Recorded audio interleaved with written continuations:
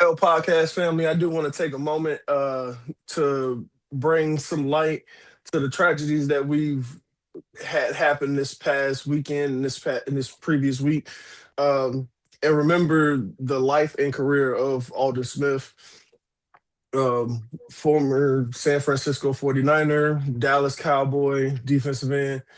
Uh, it just it was a tragic passing. Condolences to his family and his friends, of those who take part in this sadness and the grief of his passing.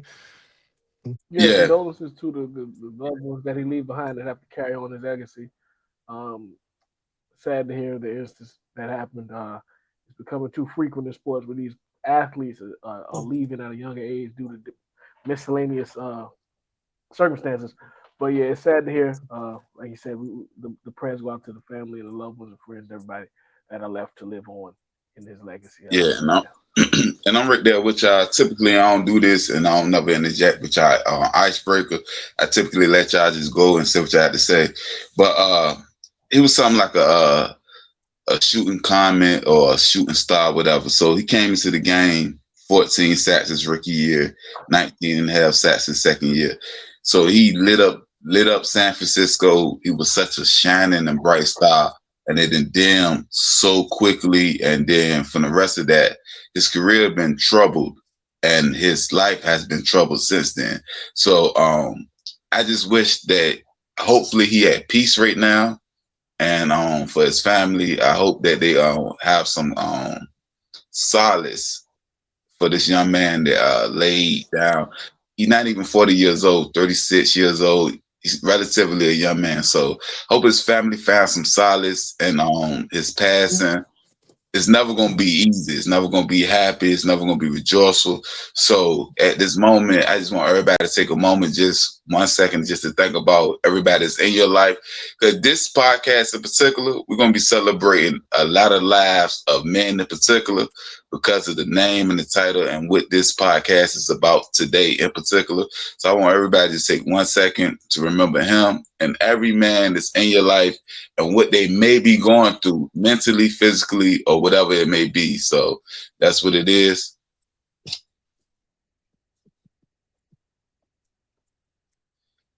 Welcome to Point Blank Period, Point Blank Period, Point blank period. Point blank period. Point Blank Period. No pressure. Can't have a baseball conversation without bringing up Otani. He's a great pitcher and a power hitter. Yo, this man's top five. I'm still taking today's NFL. I'm going with the Niners. None of them are better than Brady. This is your argument? No, what I'm saying is, who's MVP? Do they not matter no more? Everything you said before that point is irrelevant. Not how the NFL works, baby. We drafted your replacement already. So Whoa. I don't gotta talk to no peon. Why not just come back and prove? This time you're really going off. Fireworks. Because we can't argue facts. What I told you when you got involved with this. This Grown is man business. Grown man business. Welcome to Point Blank Period Podcast, the best sports podcast, Point Blank Period. This is episode 61, Father's Day 2. So, with that being said, Mr. KD, Shai Gilgeous, he is the regular season MVP. And right now, we're seeing the conclusion of the finals. Jalen Brunson is the finals MVP. And typically they says, whoever is the best player in the finals or in the playoffs is the best player in the world. My question is, did we bring it back home to America? Is the best player now resides in America or is still international player? It's on you, Mr. KD. First off, I've never heard that statement. That statement Yeah, is brand new to me. The Finals MVP is the best player in the world. I've never heard that statement. I've maybe heard the MVP being the best player in the world, but I've never heard it from Finals MVP. But with that, So the Finals MVP, they say the best player in the playoffs is the best player in the world. So they basically say that whoever is the dominant player in the playoffs proves that they are the best player in the world. This is why, and for you speak, this is why Shai is the best player in the world, and a lot of people ask because he was the MVP and he was the Finals MVP, or whatever the case may be. And same thing with Jokic, same thing with Giannis. This is kind of how they've been doing it for And it's relatively new because I haven't heard this before 5-6 years ago. I ain't gonna lie to you. I haven't heard it before 5 6 minutes ago. I never heard that one.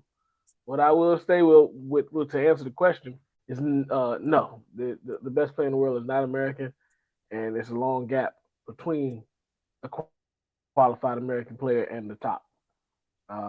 The guy that he beat for the NBA championship will be deemed a better player than him, even though he's younger into the league.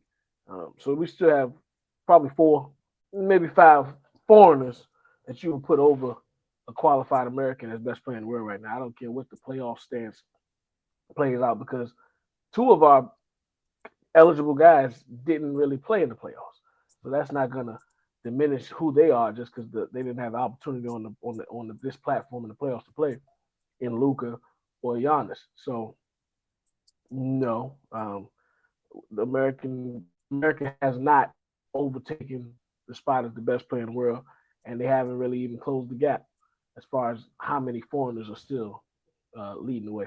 You got a Jokic, Hey, you got Wemby, you got Giannis, Hey, you got Luka. Mr. Murray, before you speak, and the crazy thing about it is, even if you follow this formula, Mr. KD, a lot of people thought OG should have been the MVP. Now Bronson ended up behind that 45 piece, so we understand why he got it. But we'll speak about that a little later. All the reason I bring that up is he was born in Britain, so even if he got the MVP, even if he was the finals MVP, it still wouldn't be an American. It's on you, Mr. Amari.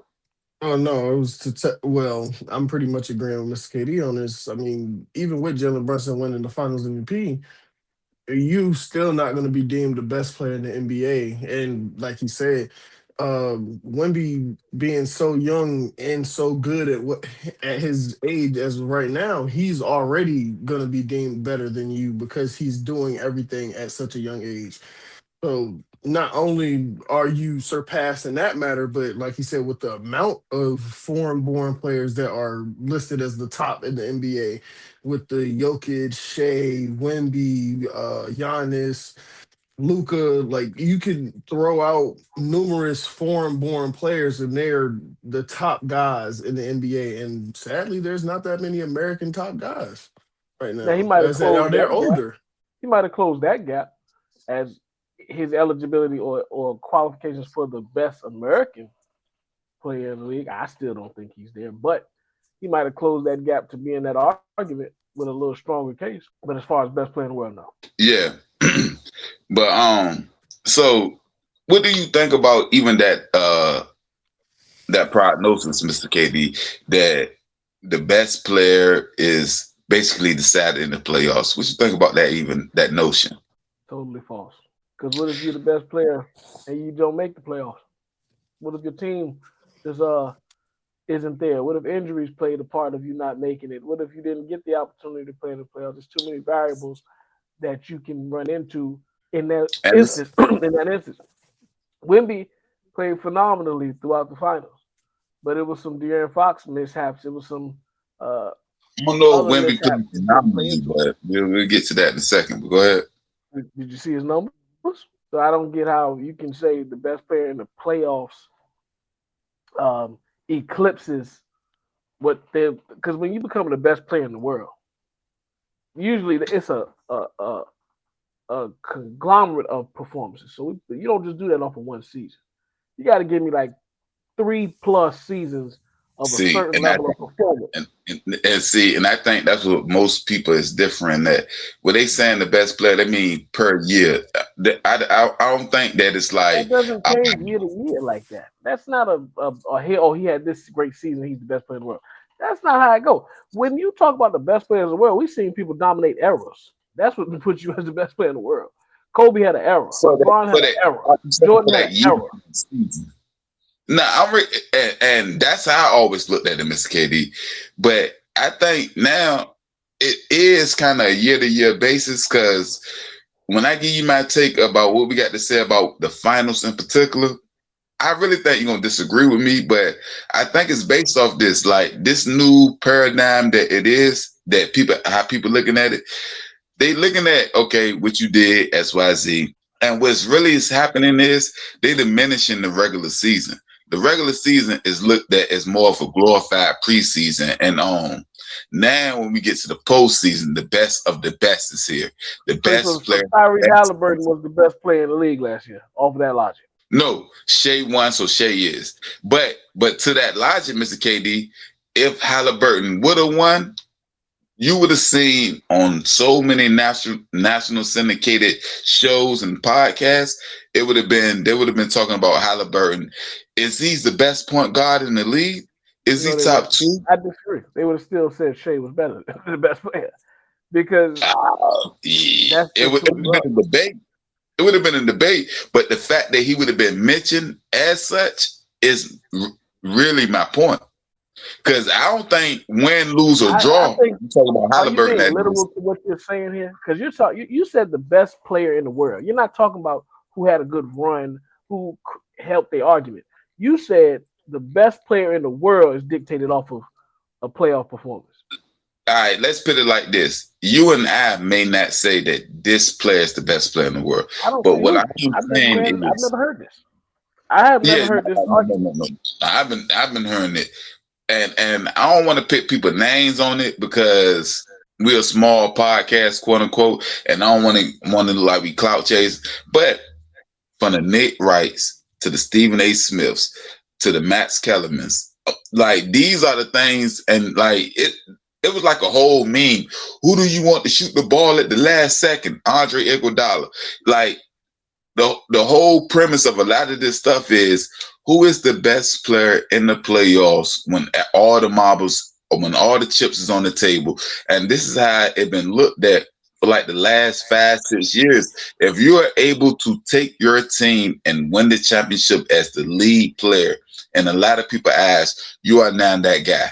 I don't see that. I don't see how that. So if I'm the number one scoring option on the winning team, I'm the best player. Similarly, but even when we look at it on the football terms, when somebody say that Brady didn't do that good in his first three Super Bowls, people say, "Oh, he won a chip though." Like, and that be their argument. Like that's because in the NFL, winning is always tied to the quarterback.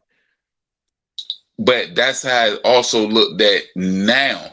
I'm saying this is a new thing because I never grew up with this. It was never Jordan was the best player. That's why I'm so lost right now. I've never fathomed this. Yeah, Jordan wasn't the best player because he was 6-0. Before, like for instance, just for instance, when they made the statue for Jordan outside of the United States, the United Center in Chicago, that's when Jordan retired the first time. He had 3 rings. This ain't even when he had the second 3-peat. That was the first 3-peat. And on the engraving, it say the best there was. It almost say the same thing with the Bret Hart thing. It was like the best there was, the best ever. It said something to that effect. But that was but it was based off everything Jordan has done. So now that's the new template. Like if you're the best player, for instance, if LeBron would have took his team to the finals this year, people would be like, he the best player. Mr. KD would say, but look at everything LeBron done thus far. I'm saying, and that's why I'm glad that Halliburton is a good example.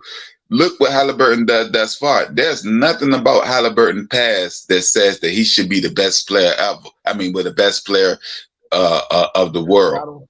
But if he would have won the chip last year, he would have been in that argument easily. And a lot of people ask, not me and you ask, but I'm just saying, that's why it's a question. Nobody's, man. Winning the ring. Okay. Yeah. Ring culture, baby. Ring culture. Rings are important, but you're saying something totally, whatever argument you're talking about is totally different. I feel like that's one thing if you win the FIBA Cup, because that's the national game. You playing against other countries. It's like if you win that, then all right, yeah, this group is among the best players in the world. It's stated. Yeah. And then I'm the best of the best of the best. Yeah. So it's like I can understand that, but I mean, I don't. I mean, obviously the NBA is the best of the best when it comes to basketball, and winning that. I mean, you can label yourself you are a world champion, but I don't think that means you're the best Missed player the in the point I'm world. making. Jalen Brunson just won the ring. There will be nobody coming in the next season saying he's the best player in the world. It's not. Miss, Nobody's gonna say miss, that. Ah, yeah, Knicks fans. No, none no. I'm of- talking about none of- no, no, public no, no, statements. Saying, but that's my KD. It's no, already been said. They're on the street saying it right now. As we he's speak talking right about now, I he's ain't talking talking about about the Knicks league. fans.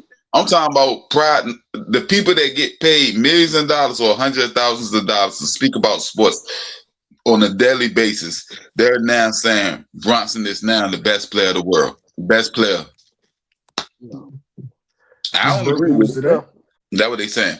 But with that being said, I don't see how the Finals MVP just trumps the regular season MVP. I don't get that, especially when you're and back that's why I to said back. the regular season have been the diminished, Mr. KD. The regular season don't matter like it used to. I don't It see may how it matter. has. The best player, the reason Shea jumped Jokic as best player in the world is because of That's when the MVPs MVP. and the finals. But did Shea ever jump Jokic? Yeah, and a lot of people's narrative. That's the narrative that moved. Yeah, Well, so yeah, he won his back to back. I mean, he won his two back to back, I and think he and the was the last one last to two go back to MVPs. back. Who was the on last an one to go back to back? all-time It was Jokic. Jokic. And before that, who was the last one to go back to back? Giannis. That's how you get Trump. That's and yeah, you're talking about right then and there. It's like I was and saying the even all-time back to your list. statement about the foreign born players. You just named 3 foreign born players that just went back to back with 6 MVPs. Yeah, I know. That's that's why how I you asked. get trumped. That's how you And take the throne. That's how you become the best player in the world. before I get to the next topic, Miss Katie, and I asked with a little hope in my voice. Hopefully we can bring it back home, man. This is an American game. Win 6 MVPs from an American born player. Hey, there's some other names that Steph Curry is still over Jalen Brunson. All right. So with that being said, You did that like that was wrong. huh? I said you did that like that was wrong. Right now, as we speak, 37-year-old versus 29-year-old. I ain't even gonna go there. I ain't talking about all time. I ain't Man, talking about all time. Going into the next best point season. guard of all time. And you telling me Jalen Brunson just jumped him in the argument? Hold on. He ain't the best point guard of all time. He ain't the best point guard of all time. I said he's arguably. He's an argument. Are you saying that he's the better player of all time, or you saying going into next season, I'd rather have Jalen Brunson or Steph Curry? You said the best American player. Yeah. Steph Curry's over him. I might go Jalen and I might go Ant. And I might go Kate. But that's just my bias. As of right now. Like I'm talking about at the age he is. Steph missed half the season with your argument even worse. That hurts your argument because you're still projecting. You say, "Oh, they're younger, so they're gonna be better." We talk about now. No. I'm saying they're younger. They are better. He missed half the season with bad knees. They're not a better player than him. That's what we're talking about. Steph Curry is a better player than them. All time, yes. That's obvious. All time, yes. That's not even a debate. Not like so that's, when you say best American player, Steph would still be over them. When I say best, I mean that in the instantaneous point, meaning like right now, like who is better right this second? That's really what I'm speaking of. That's what I'm speaking of. I'm going Jalen. MVP. Okay. Go New York, go. You know what I mean? Finals MVP. Not MVP. Finals MVP. Yeah, make sure you put that on there. And Eastern Conference Finals MVP. Steph got those too. They just added those. Steph got those too. Hey, new awards count, Mr. Marvin. All awards count here. So with that being said, what you got new on the free agent side of the game on the NFL side? Any signings? What you got going on over there, Mr. Marvin? How you looking? Got quite a few things. Jalen Coker, Panthers wide receiver, signed a new deal, 3-year, $35 million. Like I said previously, I think like during the season last year, I think this is really working for Xavier Legette to get out of there. I mean, they drafted a receiver in this past draft. They dipped into receiver additions. I mean, of course, they still got Tedderell McMillan. They just inked Jalen Coker to a new deal. I think this is now time. I think they're going to move Xavier Legette or potentially cut him. Joe Tippmann, offensive lineman for the New York Jets, signed a new deal, 4 years, $66.4 million. Really shoring up the offensive line, being that they just gave Brees Hall his money. I think they're really establishing the identity of running the football and just a true ground and pound offense. And Sean Payton just got a new extension from the Broncos after his AFC Championship appearance, 5-year contract. So uh, hopefully he sticks around for that long. But I mean, with the young quarterback and Bo Nix and even more young core for that offense, I think he'll really do. I think he'll truly do that. And then to kind of transition on into the true free agency side of things, the supplemental draft is coming up, and Texas Tech quarterback Brendan Sorsby will be entering the supplemental draft. So there's been some true speculation as to where he may go. He could be a potential first round pick in the supplemental draft to also eventually fall into the third round for the supplemental draft, but they do think he'll be taken very early. Um, and then even more so into free agency trade talk. Uh, Kansas City has been in conversation with Tyreek Hill and L'Jarius Sneed for potential reunions. So that could be something for them. The Broncos have signed former UFL Offensive Player of the Year Hakeem Butler to their roster, and Kansas City also traded offensive tackle Wanye Morris to the Atlanta Falcons. In return, they received draft compensation. And defensive end AJ Epineza signed with Philadelphia to help boost Philly's pass rush for this upcoming season, as well as Stephon Diggs widely considering the potential return to his home state and home area in the DMV to play for the Washington Commanders. So that's all I have. You think Coker? You said Leggett gonna get sent off, man? I mean, I said that last season. They already double dipped into the wide receiver room into the draft for this draft. Like I said, with Jalen Tedero McMillan last year, and then this extension for Jalen Coker, I think this really moves Leggett out. I think this is your shot, and if you don't live up to the first round potential that we had for you, because I mean you got to remember they did take him at pick 32, so he is technically a first round pick. If you don't live up to that expectation, they're gonna either ship you or they're gonna cut you. It'll be tough to see. But I get you because no, they still need him. If he gonna make it, he got to be on the outside because Coker. They just drafted a receiver, Chris Brazzell, 6'5" receiver from Tennessee. They have a type that they're looking for, and they said our QB is short, so we can get everybody tall. That's what they did with Drew Brees. Big targets. They're gonna have to go get it. All right. Appreciate that, Mr. Myrie. We're gonna get to the other side. So, Mr. KD, Rich Paul has said that at least 10 teams, he said 10 to 15, but he said at least 10 teams has reached out with interest of LeBron. Now, that's not surprising. But the thing that I find a little surprising is LeBron is looking to get a max deal. And my question is, should the Lakers be looking to give him a max deal? Should other teams looking to be giving him a max deal? Should the Lakers just move on and focus on Austin Reeves? What's your thoughts about this whole thing? It's on you, Mr. KD. Another American player that's over Jalen Brunson. LeBron has earned the right to dictate his next step. Or if he's asking for that max, LeBron throughout his career has taken discounts on countless times. So it's kind of like how Brady was towards the end. Like I didn't sacrifice a lot of money throughout my career. Hold on. When he took discounts when? Miami?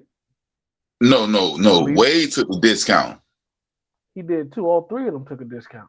How you gonna keep them that long? All three stars. Cleveland. He did it again in Cleveland. He did it in the Lakers when he first got there. He's been doing this his whole career. But yeah, like I said, he gets to dictate where he goes next. If he said he wants a supermax or not a supermax, if he wants a max, then I don't see why you would say no to LeBron having a max contract because not only are you paying him for what he's going to be doing on the floor and what he's been able to do on the floor his whole career consistently, but you're also paying him for the seats. I mean the butts he putting in seats and all the marketing and everything around that. Having LeBron on your There you team go, is a Mr. great KD. asset There to you your go. franchise. Nah, I'm Right. agreeing with you. I'm saying there you go. Like that's exactly like just the marketing, just come and see LeBron James, 20-year All-Star, XYZ, that alone. Right. So if that man is asking for a max contract, I don't see where we button heads at. Now, of course, maybe the Lakers want to invest and get younger because they feel like they might have reached their plateau with LeBron on their roster, and they have the luxury of having a Luka Doncic to fall back on. So I can see where they might push it as they have leverage in the negotiation. But like Rich Paul said, it's the well isn't dry. There's a lot of opportunities out there. If you don't see fit in offering me what I'm asking for, there are suitors that will. Speaking of one, the Golden State Warriors. I think they're going to be an interesting spot to watch in this LeBron saga. He's countless times said he wants to play with Steph. Steph wants to play He with him. did. Team Whenever USA. they've come together, they've won. Like he just mentioned about Team USA. Both a little long in the tooth, so to say. But like I said, the marketing Long in of the it tooth. alone. They sneeze there, bite. They sneeze there, kill themselves. You can say what they want, they're long in the tooth, but they still at the top. They're still performing. They're still producing. So Warriors, I had the Knicks as a spot early on, but when they just won this championship, I don't know if they'll still sacrifice that much to bring LeBron in. Nah. But and then the Cavs return. So those are just I names think that the come up to Cavs me. return is very. I mean, it's storybook, but Yeah, those are just the three names that come to me. But I'm sure Mr. KD, where would he fit in? I know he can fit anywhere, but just looking at how the Knicks play, what would you fit him in? How you think it would work with him and the Knicks? Like just schematically, like just as a coach, like what would you use? I'm just asking. Well, you'd have to trade. So You think they got to trade? I don't have to. You'd have to do Yeah, a sign free trade. agent. No, but I'm saying financially, it'd have to be a sign and trade. They're not. All right, well, let's take the sign and trade. Free agent, you can bring him in. How would you utilize him? I'm so lost. At small forward, what are you trying to get me to say? No, I'm just asking. I mean, I ain't saying there's a right or wrong answer. I'm just asking. Yeah, he'd be the starting small forward. It's genuinely what would you give up in that signing trade? Spurs too, because they need the same thing. But go ahead. I'm sorry, Mr. Amari. Go ahead. I feel like the Spurs could benefit from that because you get like an on court coach, but I want the Spurs to go a little younger with their route. Nah, I was just saying schematically, like just as a 1 year plug and play. How would we actually use him? What are we talking about? LeBron can fit anywhere. 2018 LeBron, yeah. LeBron now keep playing more point. He could easily play somebody's point guard spot, which is why I said San Antonio would have been a great spot. You get that on court coach. We just came off a season seeing him as the third option, still putting up numbers. He can fit any scheme. Is you willing to pay on the max though, Mr. KD? Because he can come to Denver. Or not? No, we ain't paying on the max. What's up? Oh! You too good for the max? Oh, we in cap hell right now. We in cap hell. Yeah. But go ahead and get rid of Aaron Gordon. Get LeBron. Nah, I wouldn't do that. I ain't saying they should. Jamal Murray though. I'm saying you said what, Mr. KD? I might be interested in Jamal Murray going though. Going where? You said who got to go out the door? Oh, you saying Jamal Murray? Okay. Now I can see that though. I'm talking about the big. That'd be a big lineup too. And LeBron be No, we starting. wouldn't want LeBron to play point guard though. We would He still ain't have to go get a gonna point be guard. the starting point guard, but he gonna be the starting point guard. No, we Y'all gonna still put a got Jokic guard though, there so. for introduction purposes and list him as a forward, but he'll still be the point guard. Nah, Jokic is our point guard. If you go on that route, that's really our point. And that's what I mean. Like some of these teams, you saying that he can just plug and play. Some of these teams he gonna bump heads with him I'm and saying Jokic. we just saw him as the third option. You telling me out of the 30 teams in the league, he can't be a third option at the minimum? But you paying third option max money? Yes, it's LeBron James. Yes. And I'm that's not why saying he's a third. On most teams, he's not a third option. I'm saying at bare minimum, you telling me he can't be a third option? no, I know he can't be. We seen it. We seen it for a playoff team. So what? So we know why he do we can use the be. word schematic? That's why I'm lost with it. Schematic. He can fit any scheme. That's really what I'm saying. What are we talking about? About schematically? No, I don't think LeBron at this stage of his career can fit in the scheme. I think it got to be tailored a certain way. Like Was I the don't Lakers think he can tailored fit in to the him? scheme. Like for instance, the Nuggets. I don't think he can fit in smoothly with y'all. I don't think he can fit in smoothly with the Boston Celtics. There's certain teams that I don't think he fit in smoothly with. It ain't no teams. LeBron can play the game in so many different ways. That's like Magic Johnson almost. You said he can't fit in, he can't fit in. I'm gonna do what I'm gonna do, regardless. That's the definition of not fitting in, Mr. KD. I'm gonna do what I'm gonna do regardless. That's not fitting in. What? I'm gonna do what I'm gonna do regardless. That's not fitting in. You're gonna get the same production from me regardless. I don't care what scheme it is. I'm gonna produce the same way. Oh, so you saying that his production is not gonna dip no matter what team he play with? Nowhere. Now, okay, I You can do whatever you want to my role in your scheme, and you still gonna get the same production. All right. Before we get to the next topic, what should the Lakers be looking for or should be doing with Austin Reeves, though, in particular?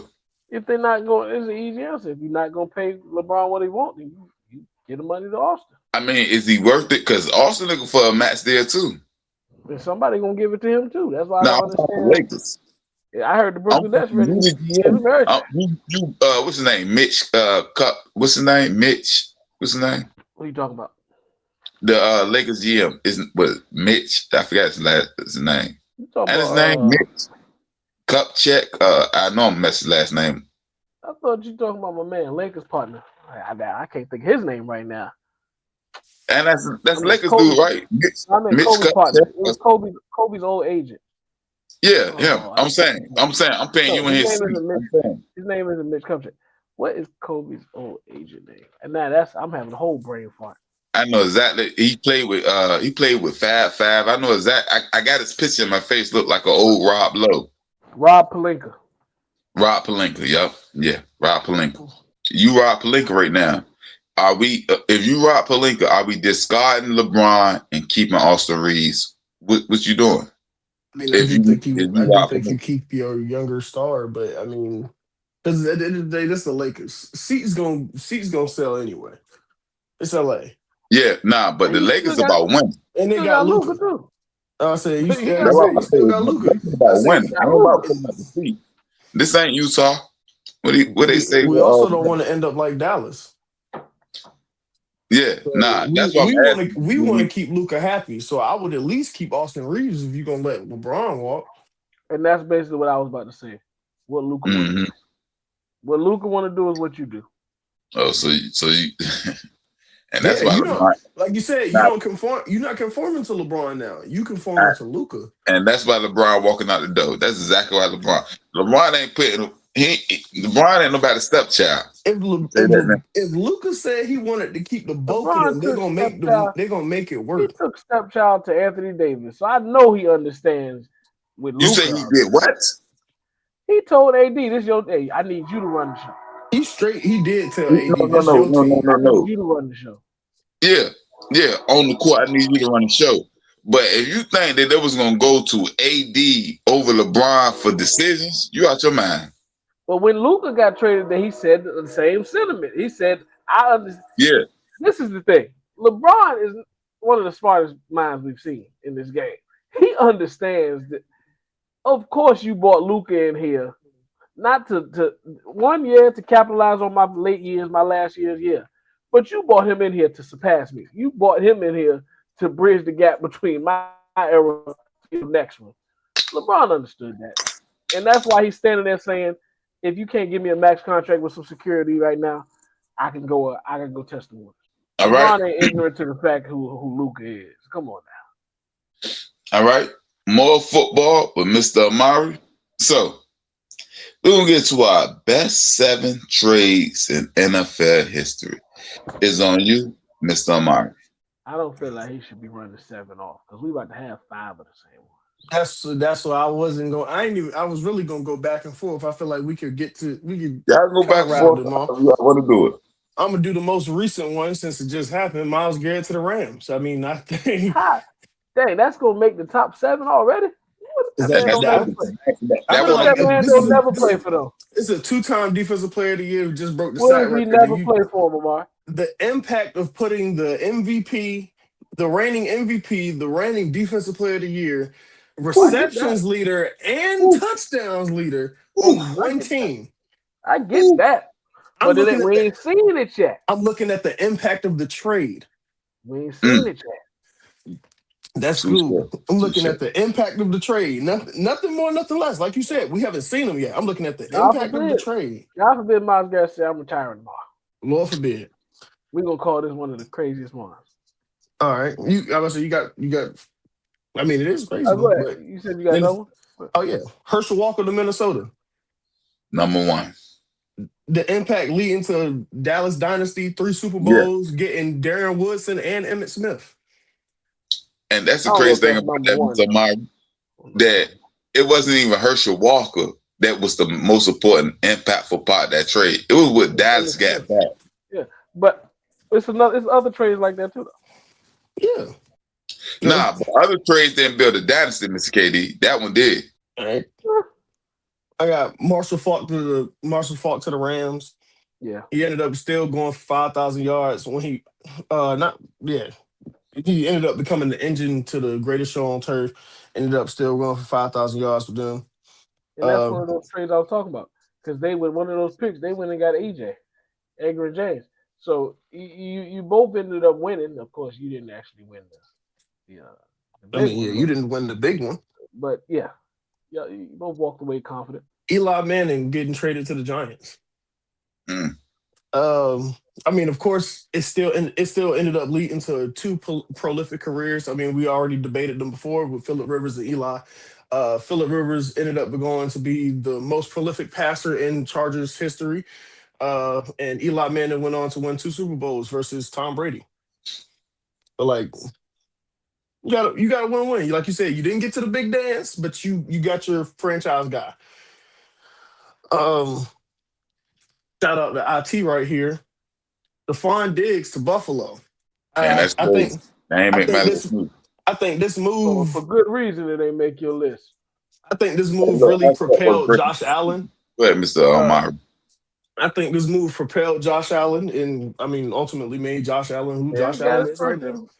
Yeah.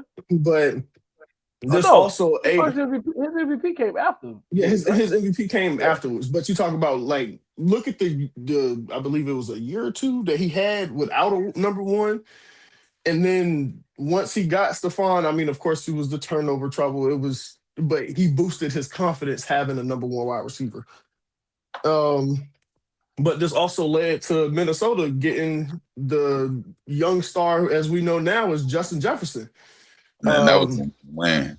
It's like it was a win-win trade on both sides, but I feel like they paid off better. Hold on, I was about to say, Mr. Amari, who you think won the trade better, Minnesota or Buffalo? The fact that y'all could have kept that pick and y'all could have ended up with Justin Jefferson, I think they won. I think they won because they still got him, and we don't got Stephon, and they got a long. It's a long-term deal. Yeah, I think they won on that. They won. because they got the better play out the deal. Yeah, I said they got the better player, and even then, like I said, I feel like it's a long-term thing. The fact that you could have kept that pick, stuck in pick, and you would have ended up with Justin Jefferson, but you traded it to get Stephon Diggs. They would have drafted a punter. You know. They would draft a defensive end. Yeah, y'all probably would have drafted a defensive end. Actually, that sounds actually. Look, I can't remember the exact draft. I want to put a name on it. Punter. All right, and then I got. I mean, of course, I feel like the NFL dabbles into this trade all the time, but it is one of the ones that kind of shaped a lot of what changed both of these teams' trajectories. Matthew Stafford for Jared Goff. Yeah, I got that one up there. This trade paid off in the revival of two quarterbacks' careers. One who ultimately, in Jared Goff, who revived his own career after a Super Bowl loss and then a bad season, to then go and revitalize the city of Detroit and bring them into, I could say the promised land, but they haven't reached that true pinnacle yet. And then for Matthew Stafford to get out of the wasteland of Detroit to go to Los Angeles and win that ring, hoisting that Lombardi. Then, as this past season, winning the MVP, I just think this trade was honestly one of the most fair, but it is one of the biggest trades. Biggest winner of that trade is not team or team. It's Stafford. Yeah. Stafford's the biggest winner. Honestly, I would be like the NFL. Look what happened. You made the NFL good all over again. Rams' tenure of Stafford's career, he's not even in the arguments we can put him in now. He's not even in the debates we can put him in now. Thank God Stafford got this trade. Was a part of this trade. Because I always was a Stafford fan. But it really changed the outcome of his career, the outlook of his career. And Mr. KD, without that trade, we'll be talking about him with the Matt Ryans and them, maybe Eli.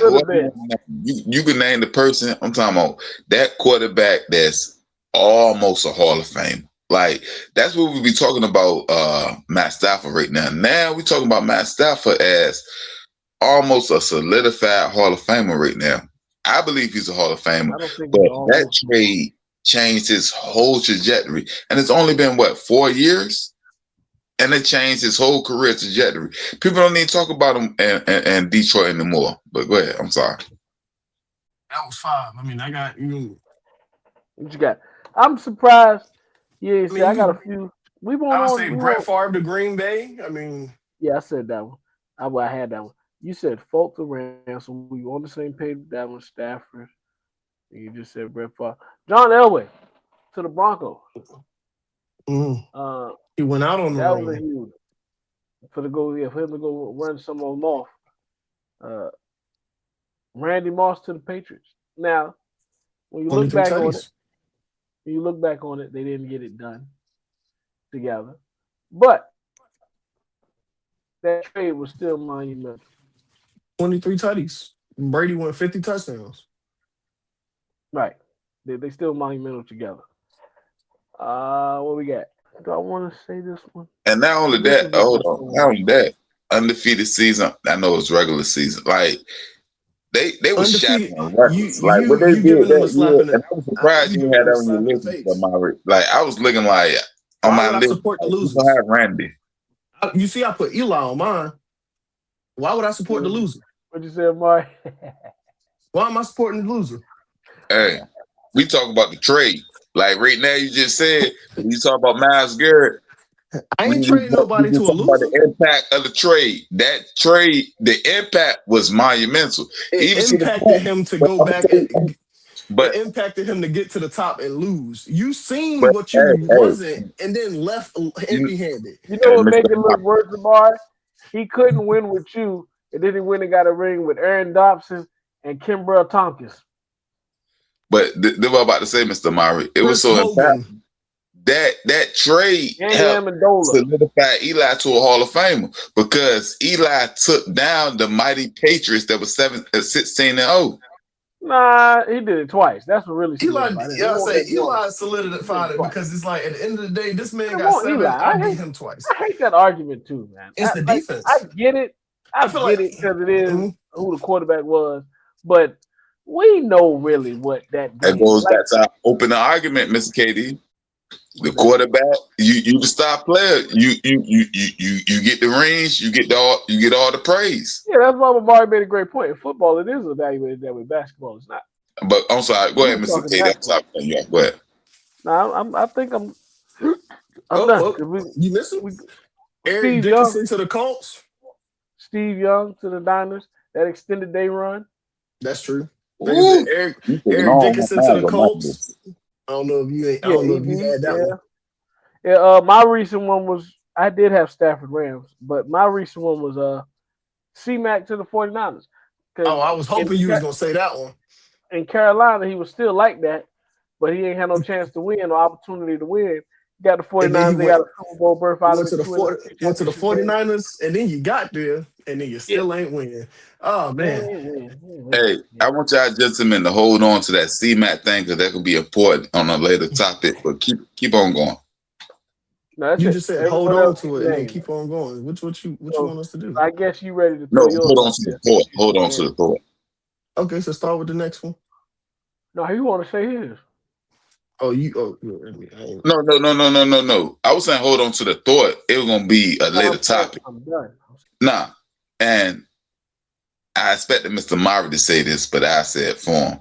Jerome Bettis to the Steelers, man. Messed around. He went and got his ring. The bus. We say this is the last. We feel like we did you a favor. What? I feel like at that point, it's like we got you out of the Rams. I feel like we did you a favor. They won't no, use I'm saying that still was an impactful trade. I ain't say who it was good for. It might be just good for the player, but shoot. Yeah, that was the Super Bowl finna be in Detroit. We feel like you can get us there. Ain't you from Nah. They traded him and I want to say it was 90. It was like 96 or something like that. 96. Yeah, they traded him in 96. Well, I say, yeah, I know. Talking about Super Bowl in like 2000, like 2002 or something like that. Yeah. So Mr. KD had talked about Steve Young going to the 49ers. So what eventually happened is that pushed this way for Joe Montana to go to the Chiefs. And then he took them, I believe, to the AFC Championship with his trade. So that was another monumental trade right there. You said the Brett Favre. That was on my list. Steve Largent, the trade to the Seahawks, and end up going from the Houston Oilers to the Seahawks. And as it stands, I want to say he's their all-time leading receiver. Exactly.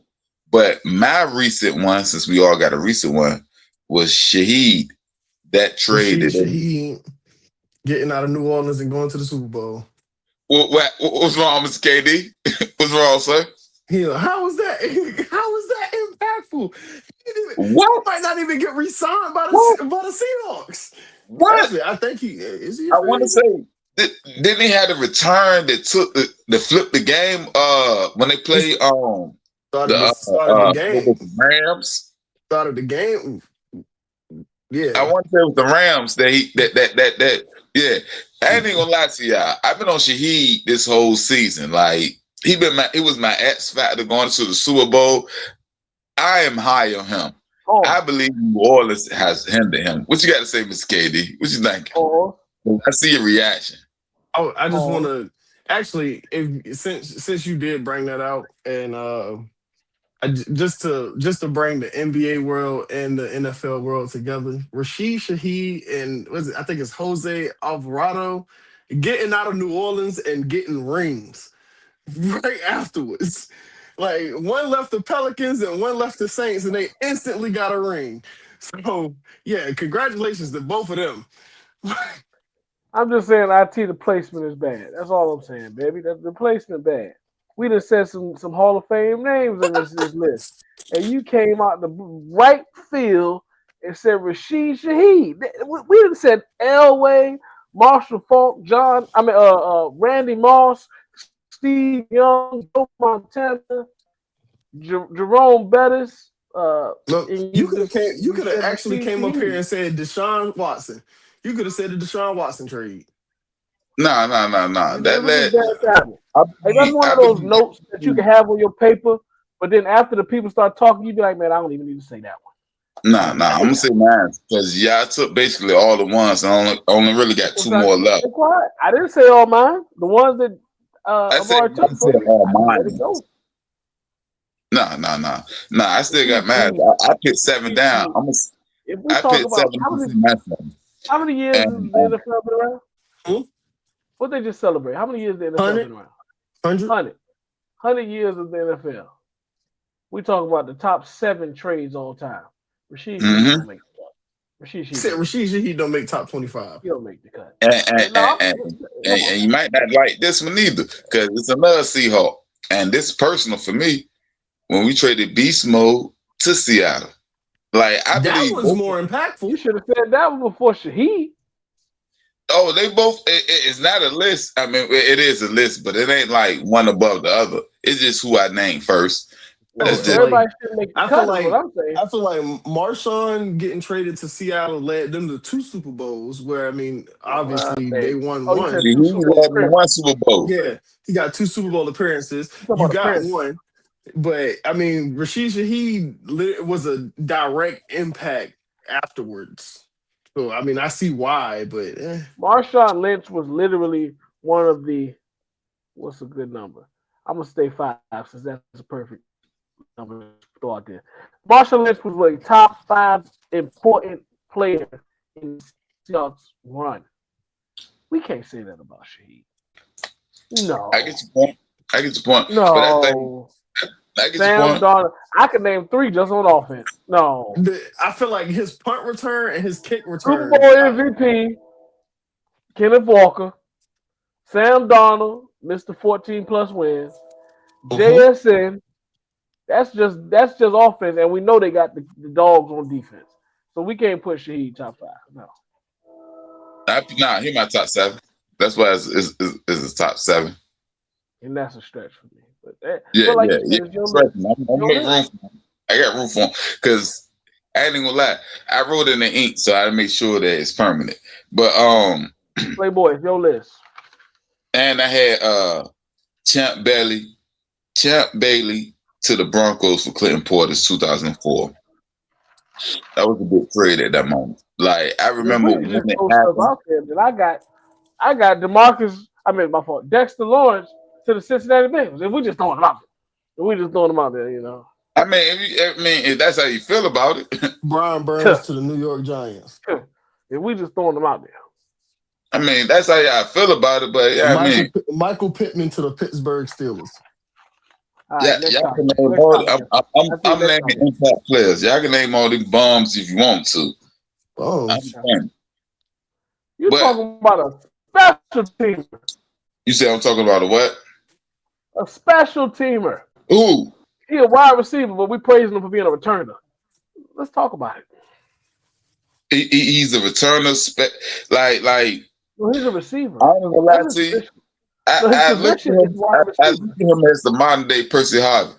So I believe the impact that he brought to Seattle is similar to the impact that Percy Harvin had for Seattle. I'm just saying. And the Vikings, etc. Wasn't he coming back from like his pseudo retirement? Who? Percy. Oh no, but I have no idea about that. Percy was like that. Percy was. Percy. What we got next? What we got next? To the point that we speaking about that, we're gonna get to our Hall of All. So I'm gonna say the players, y'all tell me if their career was to end right at this moment, this second, right now, never play again. Are they in the Hall of Fame or not? And some of these people, I kind of think I know y'all can go at with it. So I'm gonna start here. Little softball. Question. Myles Garrett. Is this like usual? We have to agree. No. It is individual, however you feel about it. And then I tell you kind of what their stats is, how they play, perform, etc., etc. He said Myles Garrett. Yes. Oh. Yeah. Yeah. 9 years, 125 sacks, 125 2.5 sacks. 2 defensive players in the year. Mm-hmm. Mm-hmm. That's all I need to see. 412. NFL sack leader. Yeah. Now, Mr. Amari, TJ Watt. Yeah. 9 years, 124 and 115 because he down year. Oh, you know it off rip. Well, that's a Steelers fan. 115 sacks, yeah. He beat JJ. 517 tackles. He ain't better than Christian JJ. McCaffrey, CMC. Yes. Yeah. It's like Me? 6,000, 7,000 total yards, something like that. I 'Cause I know disagree. you got Me right now. I disagree with If the you. man If didn't it's- get injured 2 times, we'll be talking about them. We'll be talking about him Nah, a whole nah, different way. That's the whole thing. No, it ain't about if nothing. Career ended right now. It's career ended right now. 7,589 yards rushing. Well, I'm sure, knowing that you said you're naming 8 people and we only can keep 4. And we No. at 3 right This now. ain't no. It's just a hauling off, not a keep He's full. just hauling off. No, I He thought ain't you cut. said. No, So this ain't keep 4, cut 4. no. None of these is offensive linemen. Oh, Yeah. I didn't know. Yeah, on my paper it just said keep 4, cut 4. I don't know what the heck we talking about right now. Okay, let's go. Yeah, 7,500 yards rushing, 5,300 yards receiving, 9 years. I don't think he's a Hall of Famer. If his career ended right now, I don't think he's a Hall of Famer. But both of y'all believe he is. He's the best white running back all time. That don't get you to the Hall. You said he has 12,000 all-purpose yards. How many touchdowns? I ain't got the Oh, boy, touchdowns up here. touchdown. Oh, he got My point he got exactly. the touchdown. You put them stats 2 and 2, and I bet you will change your idea. He got the You touchdown. change your whole opinion. No, I would because I already looked at all his stats. But He got more touchdowns and more yards If than you looked any at all running his back that y'all stats, how had the in the heck you past didn't year. write down the touchdowns? I feel like that's the most important stat. How many times you Oh, touched you in the was painted area? He was trying to make an argument against them. Them touchdowns. guess. that hurt him. I really wasn't. I just ain't write the touchdowns down. can't- But That's fair. as it goes right now, I still don't. All right. So 36 receiving, 36 receiving, and 62 rushing. So basically 100 touchdowns. He got 98 touchdowns and 1,200 yards. And you said he's not a Hall of Famer? As we stand right now, no. This is why none of your running backs mean anything. Go. You say that's why none of your This is running why backs. none of the Buffalo Bills running backs scratch the 100 surface of what he is. 100 Next 100 player. touchdowns. 100 touchdowns. We just be like, huh? So as y'all say all this, for instance, I'm on Football Reference. So they got him behind Ward Dunn, Priest Home, Fred Taylor, Tiki No, we ain't got to do all that. We ain't got to do all that. Priest We Holmes ain't a gotta Hall do of that. Famer. Priest Holmes No. a Hall of Famer. Priest Holmes not a Hall of Famer. Ward Dunn not a Hall of Famer. Fred Taylor not a Hall of Famer. We don't have to Not do all a that. Hall of Famer. Sean Alexander not a Hall of Famer. They got him behind Derrick Sproles, not a Hall of Famer. Ricky Darren Waters Sproles, not a Hall of I Famer. don't think Darren Sproles They actually. got him behind Darren Sproles. Yeah, I don't. all of them. All right, next player. Yeah, I don't. Yeah, Go to that your don't next even player. make sense. Yeah. D-Hop. If the career was to end right this second, Is it crazy? That's I tough. don't think he get in because of the. But I feel like we're the not line talking has first been. ballot, right? I feel like the Nah, line has this been is Hall pushed of for Fame. receivers Right so now, far. if his career was to end right now, he was But never we're the not player. saying first ballot. We just said Hall of Fame. Hall of Famer. Right. So he just got to make it in the years that he had with Eventually. candidacy. got to make it eventually. Well, yeah, I think he. And I'm can make still it with you though, eventually. Mari. It's close because it's close. Like it gets pushed so far for receivers. I just think he's not gonna make it because he don't have no true That's accolades. really what it is. That's really what it is. The plot. I meant the category you're in, the position you're in. That's what makes it harder for your case. So I'd probably have to cut D-Hop. And it's crazy that I'm saying that because D-Hop one of my favorite receivers. Because when you talk about just hands alone. I know what you're saying. He's a Hall of Fame player, but you don't know if he got Hall of Fame credentials. I don't know if he got a Hall of Fame career. He don't have a Hall of Fame resume. That was a career, yeah. So 13 years. 1,325.90, 13 Damn. 13,295 Only 1,000. That's only barely 1,000 a year. Yeah, that's what I'm saying. A band. Five-time Pro Bowler, 3-time All-Pro, 85 touchdowns. 1,300 yards, Yeah, 85 man. touchdowns. You just You know said what? Christian You know what's McCaffrey gonna work. almost got the same amount of yards as him and more touchdowns. And that man, not a You know Hall of what's gonna Famer. work in his favor between us And all I knowing. was about to say, I don't think you're a Hall of Fame either, Samari. What's working in his favor for our argument that we're trying to make for him is we saw who his quarterbacks were. And in the I think beginning that's of the his career. only thing that'll be like, But that don't count ooh, towards your candidacy. that Like don't we trying to matter. make that argument.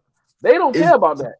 But that is a media argument, not something that the NFL really would play right, any type of we attention might try to to. make the argument because we saw Matt Schaub and Brock Osweiler.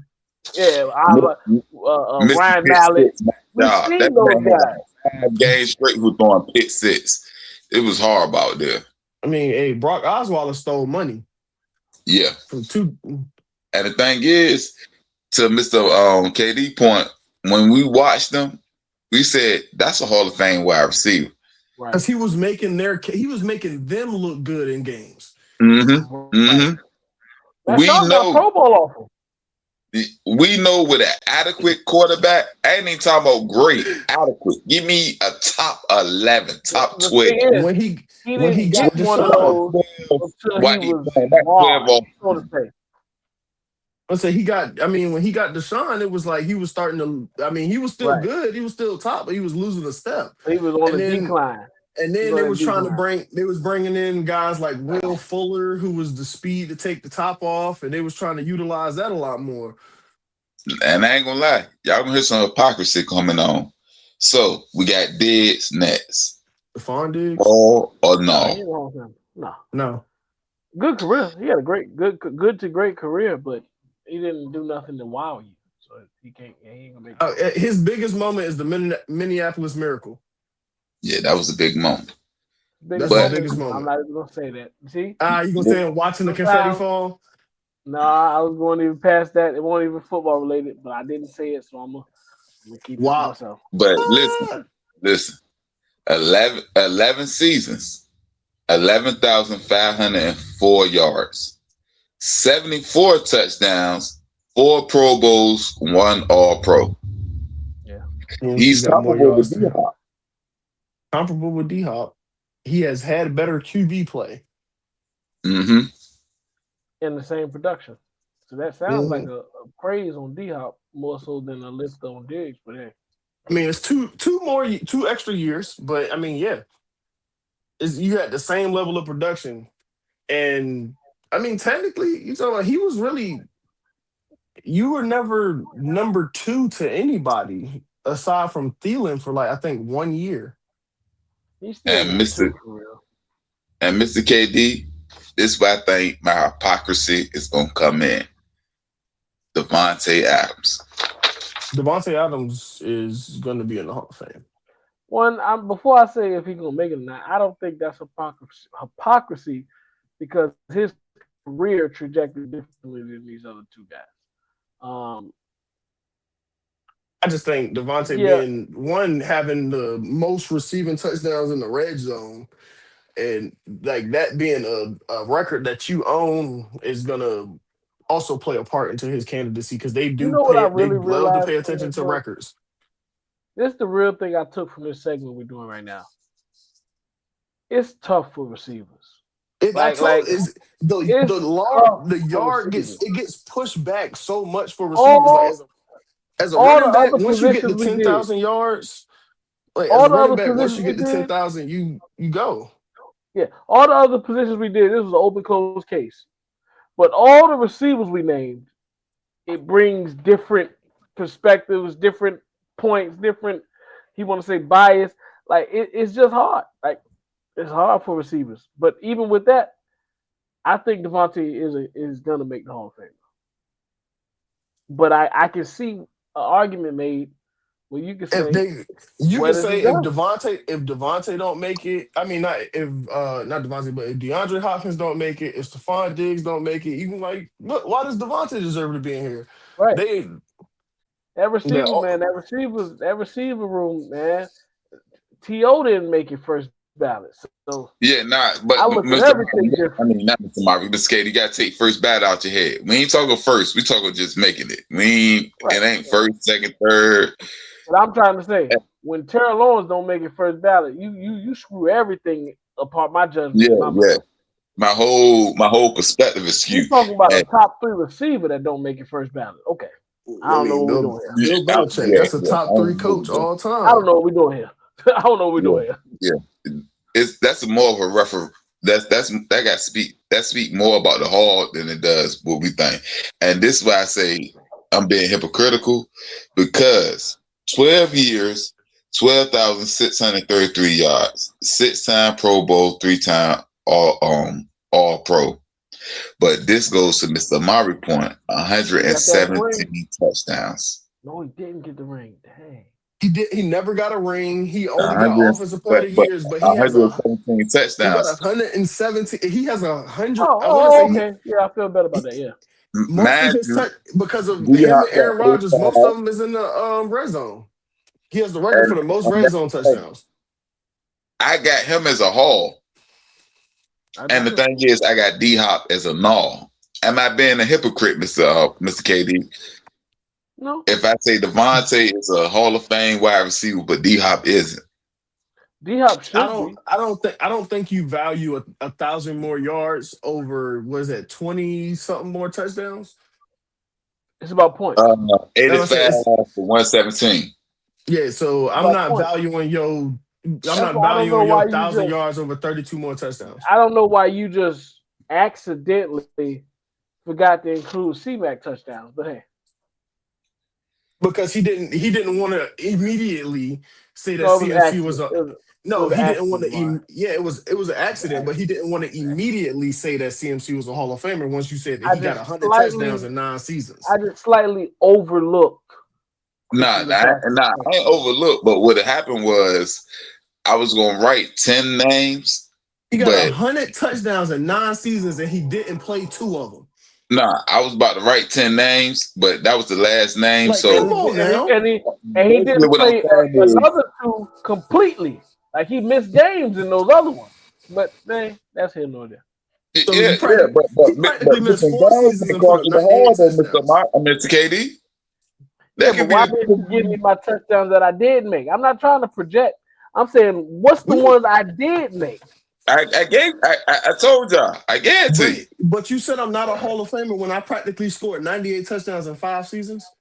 Pretty much. No, not 5 seasons. You played 9 seasons. I played 9 seasons. Really only played 7 seasons. And I missed most of 4 seasons. You played 7 seasons. You missed 2. I believe he only played 4, maybe 5 full seasons. His first 4 rookie seasons, I believe, and then I believe it was the first or second year in San Fran. Man, we ain't even got to project. I asked you, IT, is Christian McCaffrey considered a touchdown monster? Because that man scoring comes easy. No. Especially got to San Fran, yeah, and he's another person. Even in Carolina, it was doing that in Carolina. Hold on. He's another person I think that's on that the quarterback we just talked about for the Rams, the Matt Stafford trajectory. I think going to San Fran is going to elevate him to the point where he might ultimately get in. So wait, I got a question to what you just said. How are they going to elevate me to the point where I get in when all we did was get there and lose? You get there, get where? They've gotten to the Super Bowl twice since he's been there. But he was never going to sniff that. Only one.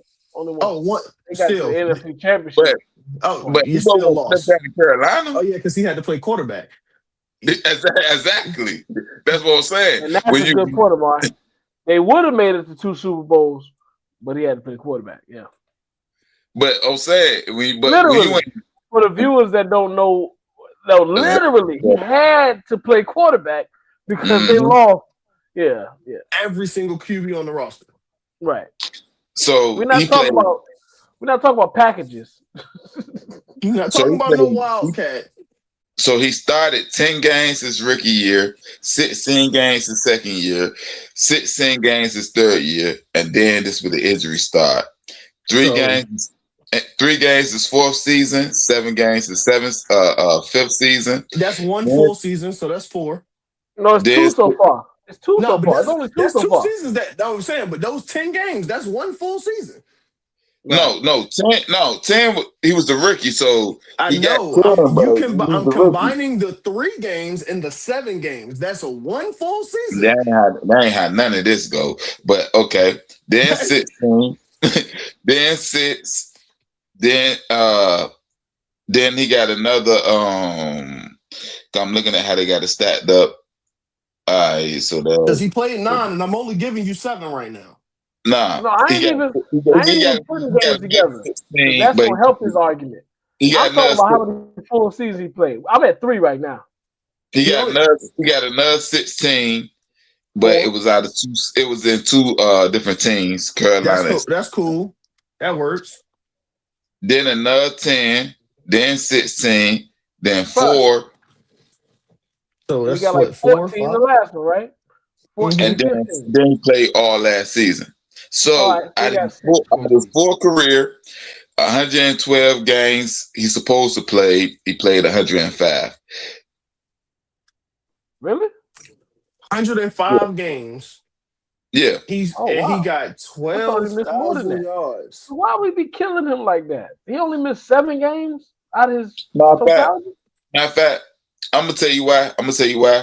Because the way they got it, they only got it. The games that you're available is the games you can start. So they only counted those. So all them games that he wasn't available for, they ain't count. So I was basically, about to say, that don't sound What right. you talking about? and that's what You he only did. played 3 games in the season. That's 15. Yeah, Right? and that's how they got it. You Well, only that also you got to and think then about you play you got to 3 think about the games. amount of games Yeah. that they was playing at the time. They was playing Okay. 16. I was about to say, that don't sound right because we crucify him for not being available. But if he only missed 7 games, I was like, hold up, wait a minute. No. He missed 7 No. games in Hey, 9 boy. seasons. All right, he damn sure Hall of Famer now. Yeah. 7 games, that's it. He 7 only games, games 1,200 he was yards. available for Mr. KD. I get you now. I get you now. That's why I was like, hold up, really? Most of those games was his rookie season. So I was like, hold up, really? Sitson was his rookie season, so he really haven't missed any games he was available for since his rookie season. But like I said, I still don't think as of right now, if he retired right now, we see Sports Center, he retired, he's over with. I don't got CMC. And like I said, a lot of these things can be hypocritical because D-Hop, not a Hall of Famer, but Devontae Adams to me is a Hall of Famer. So I can see how. Since Christian McCaffrey, why are we back on him? You said what? We just said 3 names since him. No, I'm just using now because I was using that. But we're gonna get to the next topic. All right. So, with that being said, we're gonna get to what Mr. Amar was alluding to. Our offensive lineman, keep 4, cut 4. So this is where both of y'all got to agree now. Who you gonna keep? Who you gonna cut? This is our keep 4, cut 4 offensive lineman edition. So Trent Lane Quentin. Hey, stop ruining that man work, man. He put some time in on these names. I just need to know if these 3 come up, that they guaranteed keeps. Maybe not. I mean, hey, you only got 8, so I just named 3. No. What is 32 times 5? We got a whole bunch of linemen. You only got 8 on the list. Yeah, but I got 35. I got all these people to pick from. Is he missing the point? Is he missing the point that you only have 8? He didn't even limit it to I just took the best 3 tackles or offensive guards or centers. So it's way more than 32. Like, man. That's why I say 32 times 5. I'm thinking of the best offensive lineman in the league. I'm sorry that I actually know the knowledge for that. If he did it correctly, you're right. Hopefully, but let's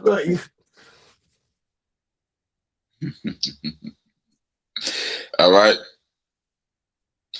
And I always mess this man's name up, so you probably already know where I'm going at. I don't know who you're going.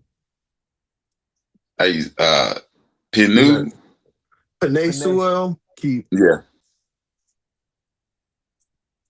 I gotta be critical, man, because that last one we did, I felt, man, we It's I mean, keep were it about the 4-4. Paso team. So it's 4-4. It's yeah, 4-4. we were throwing on Yeah, some Tane that Bell was Blunt, and I that was like, me. that kind of hurt me last time, so I gotta be critical. You said Panay. Panay Sewell, tackle for The the crazy fact thing that is, he's the hands down versatility, the best in his position. the Hands down the versatility best to in his position. play right and left. I'm keeping him. He's the best in his position. So you're right. Yeah. You the best at your spot, and you can play right and left. I'm keeping him. Yeah, they keep that. Yeah. Chris Lindstrom. But Chris Lindstrom is good, but this is a guard. I mean, I feel like Wow. I Yeah, feel like this I was feel gonna be like tough. I feel like I can. I think this was gonna be tough because he didn't specify positions. So we I talking mean, about right tackle, left guard, right guard, center, and we only can keep 8 from all of them. So we really have to judge what names is he using and what names he not. Man, Chris Lindstrom should be a guarantee, but I'm gonna cut. I'm gonna leave him out there. It's crazy. I'm about to say it's crazy to say. You play for Atlanta. Get out of here. Nah, but he might shit. He might be the best player on Atlanta. That's the crazy thing. He is. But yeah. Creed Humphrey. Oh, he's keeping. I love Creed. I love Creed. I already wrote it tomorrow. I don't give a shit. I don't care if you want to agree or not. Look, remember last week? We both get one override. Okay, we'll keep Creed. Get one override. Keep Creed. Yeah, keep Creed. Keep Creed. So that's 2. We kept 2 so far. All right. Yeah, don't cuss me out because the next 2 names I'm gonna mess up. But Christian Wirfs. Yeah, exactly. Oh gosh. Yeah, this one's gonna be the toughest one. There's too many positions. See, if it was me, I would have kept all tackles. I ain't even gonna lie. I would have been keeping straight tackles. Because I get what you're saying. Like you saying they have a little more value than a center, so to say. But I kept Creed, so I ain't gonna lie. Tristan, it's like Tristan kind of got a good cut, but it's like Tristan. The same argument I made for Panay, I can make for Tristan. You play right and left, and you play both at a high level. Use your override there, because he on the outside looking in for me. I ain't gonna lie to you. It's too early to go 3-1. It's too early. It's too early for us to go 3-1. So Tristan gotta get cut. Like I said, as right now, being that we got 2, I'm waiting on Lane and I'm waiting on Trent. Quinn Meinerz. I'm glad you said that because I'm looking at his name. Quinn Meinerz. Cut. Yeah, cut. I mean, he is great run blocker, but cut. Like I said, I'm looking for 2 to 3 names, and he won't one of them. You started right. That Quinn almost was there. Yeah, he almost had me. Yeah. And who y'all expect is up next. Quentin Nelson. He already a Hall of Famer. He's a Hall. He Hall of Famer. He's guaranteed Hall of Famer. I've seen it in the draft, in this combine. I was like, that man is going to be great.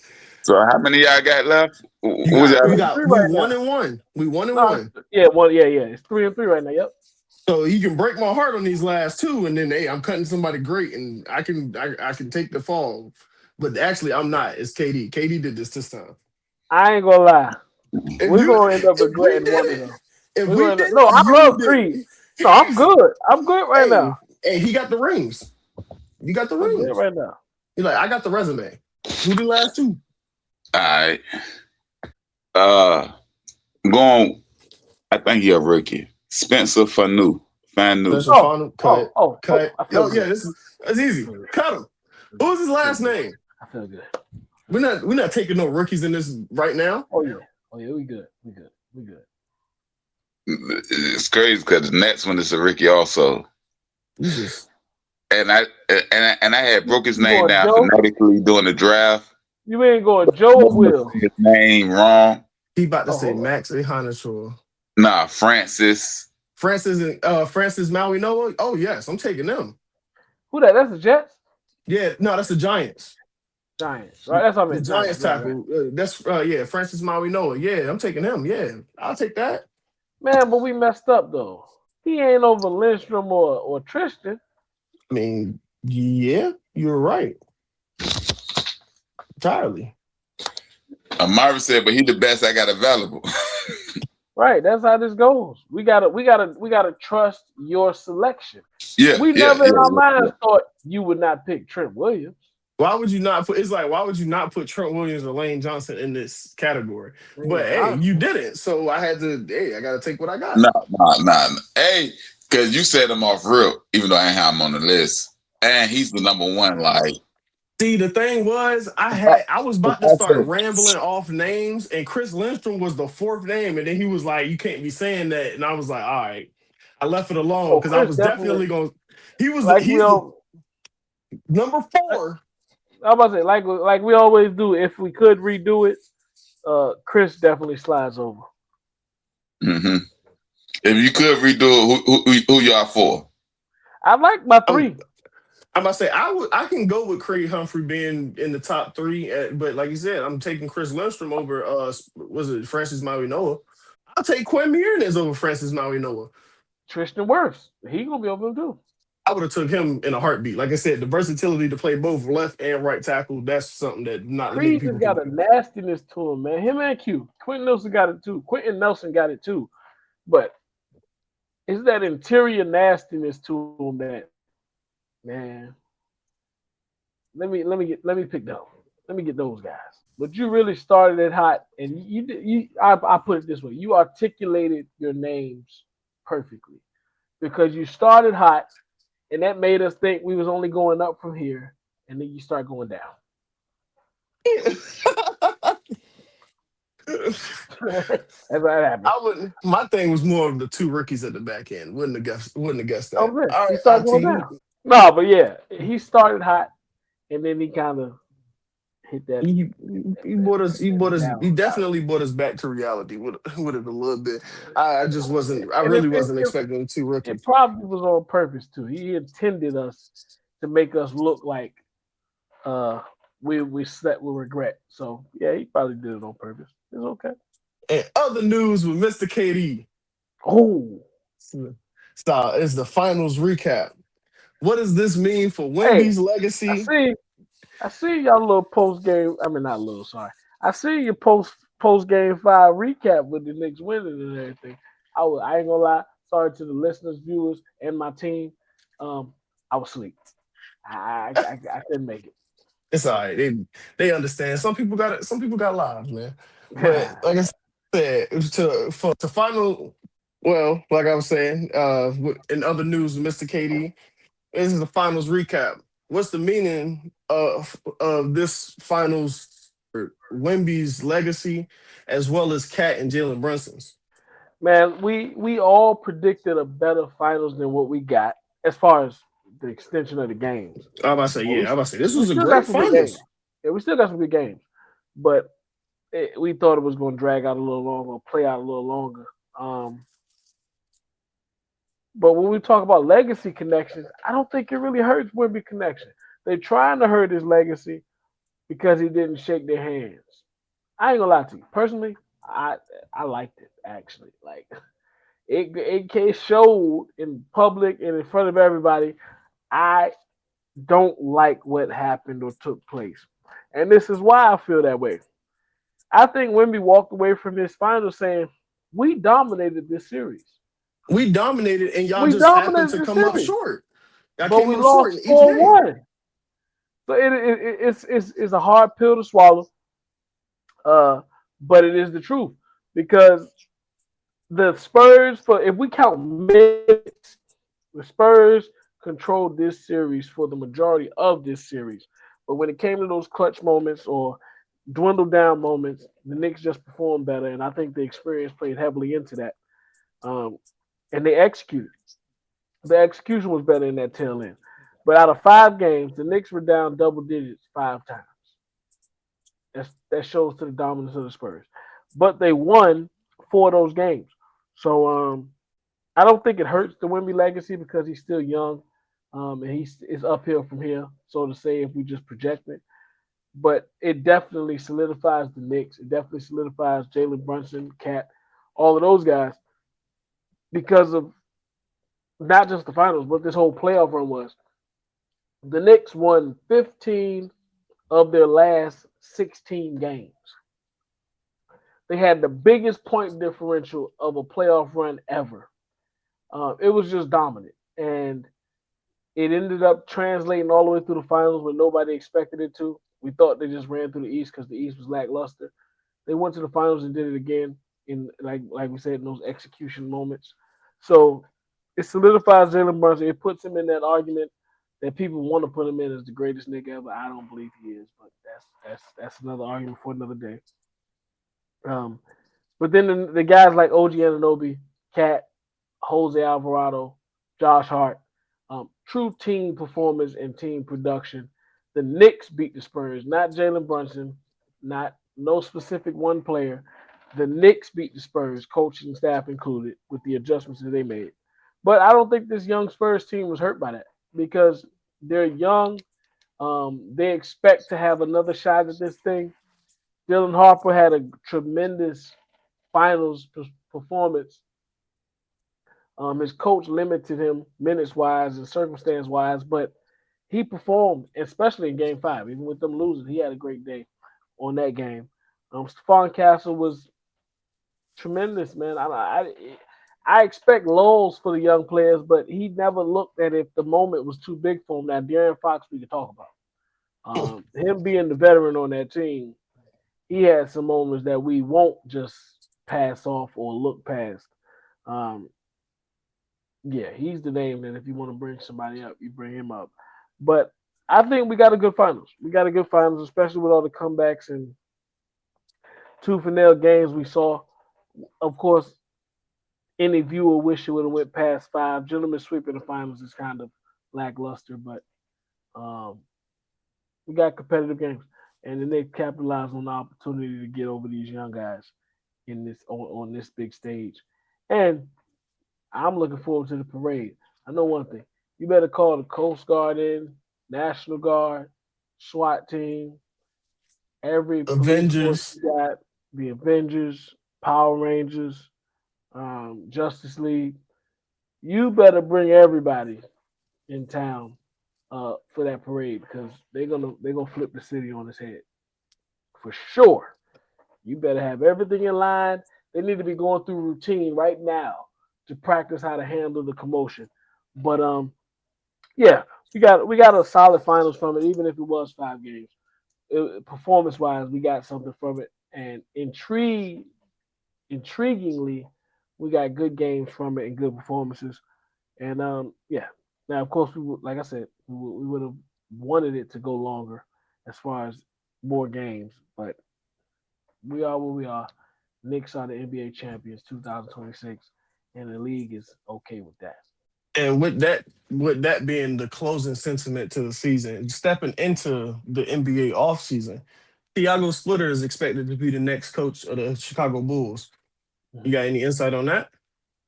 Man, they pried him away because he was still in the race Portland. for Portland, and the Bulls, I guess, said, "Hey, that's what we want." They got in their negotiations, blah blah blah, offered him up. He accepted it. Boom. I think he did do a good job of Portland in that tail end of the season.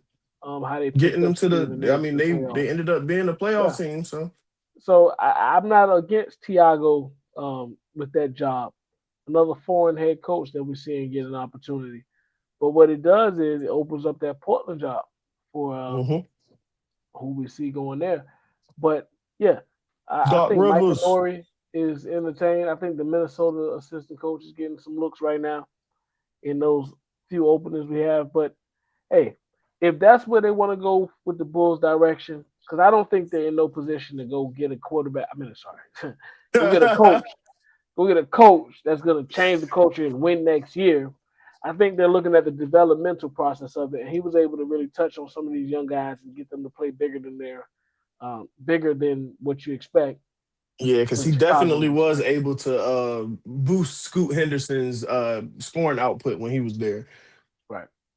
So they're expecting that type of developmental coaching in Chicago, and that's what they need with the talent they have right now. So I'm not saying this. I don't want to say it's a home run pick right now. But I'm not going to say I'm not going to judge it. I don't have a judgment on that right now. I'll leave it TBD, to be determined. And with that being said, do you have any other coaching or NBA news? I haven't heard any other coaching news.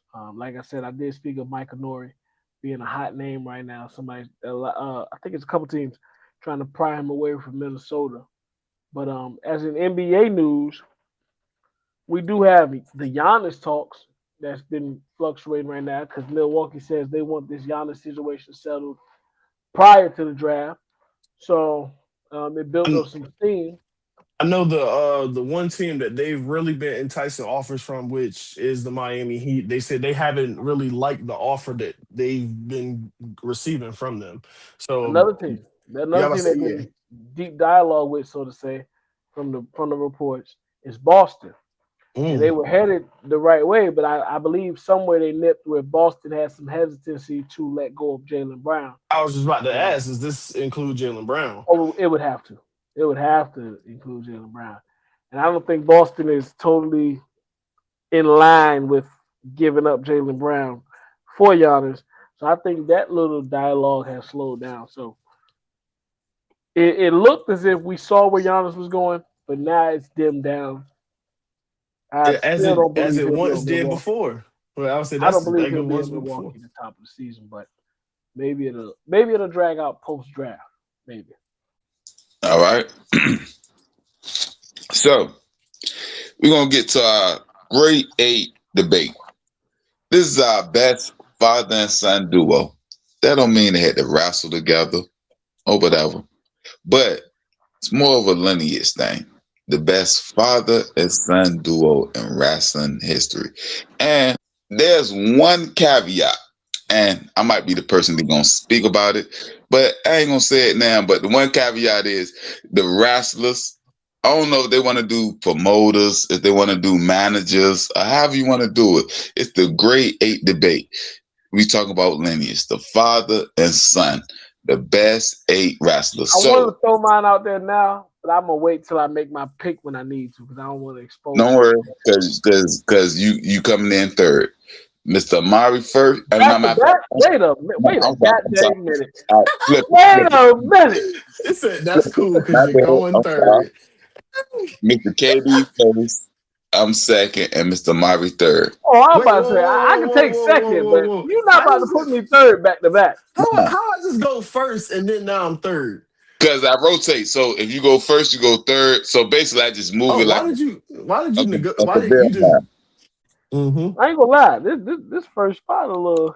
I'd rather have been second, but hey, it's the 1-1. I mean, we can gladly trade that pick. This is a sports podcast. You can trade the pick.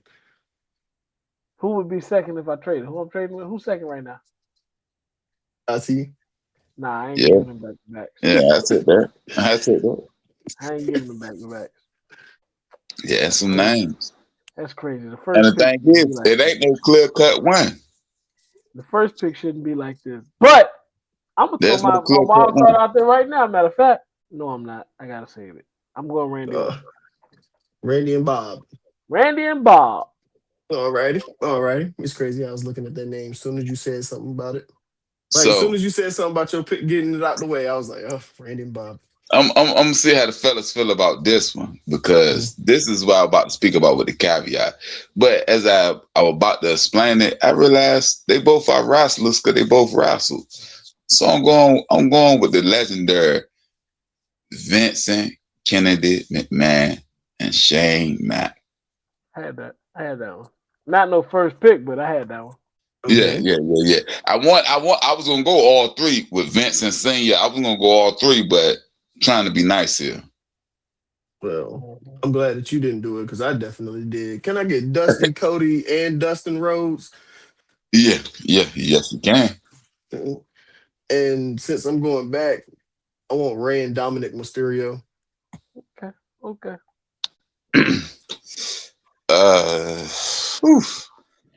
No, I'm gonna go with Stu Hart and the Bret Hart Foundation. Too Hart and Oh, Hart Foundation. It's Bret Hart on and Hart Owen. It's Brett and Sons. Owen.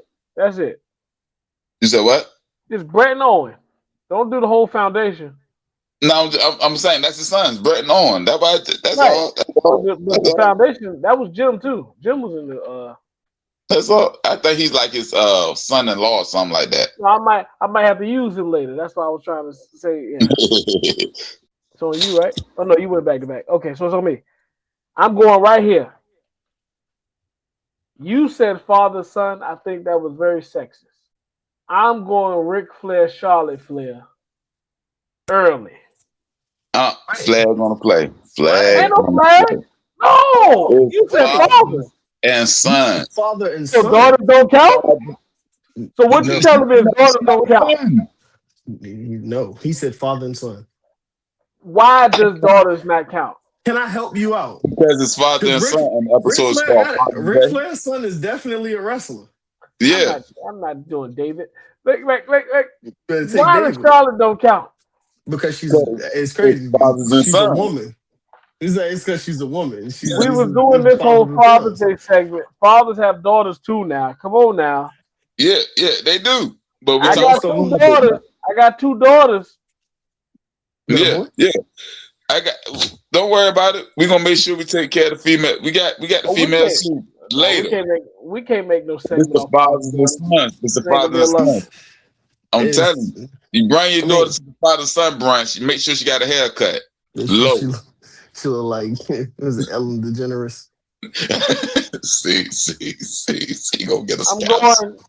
Hey man, I think that need to leave that Charlotte Flair, Ric Flair one out there. I think I should get that one. But hey, you get Rick and David. nah, I don't want David. Let me get The Rock. Mm-hmm. And Rocky Johnson. Yeah, and Rocky Johnson. I don't even know what you were waiting on. I thought you were gonna do that number one pick. I ain't gonna lie to you. And let me get the OTC and Sika. No way.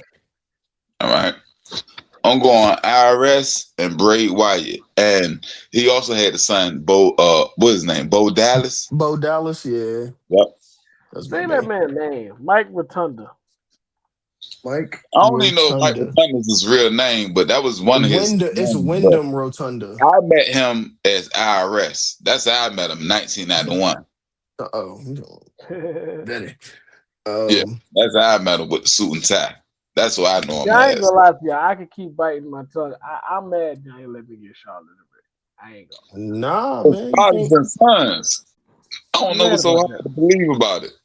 Let me get Jimmy, Jay, and Rikishi.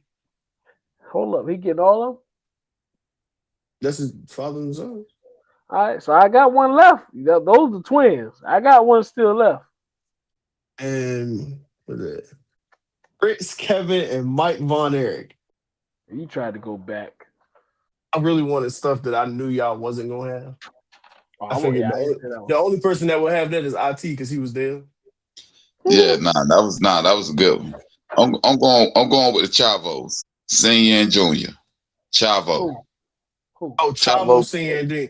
He never wrestled. He was like his manager. Like he was. That's why he. No. His dad wrestled back in the days. Yeah, but he never wrestled with his son. Is what I'm saying. No, this ain't about if you wrestle with your son. This is about like the lineage. Like I said, the father and the son. I don't think Dusty Rhodes wrestled with Cody Rhodes. Yes, he did. Oh, yes, well, he did. I just don't remember. Randy slapped him in front of Cody, and then they ended up having a whole match. Yeah, that's enough. That's enough to do it. Yeah. So, for me, I'm gonna go Braun Breaker and Rick Steiner. And I'm gonna double up and go Solo and Rikishi. Solo. Well, let's see. I left you Solo. That's a good one. I'm going. I guess Solo's a good one. Larry wait a minute. How deep we going in this draft? 8. He said 8. We ain't got. I'm in trouble. I'm in trouble. You in trouble? So am I. Yeah, I'm going on Larry the Axe Henny and Chad, Mr. Perfect Henny. Bruno and David Sammartino. Mm.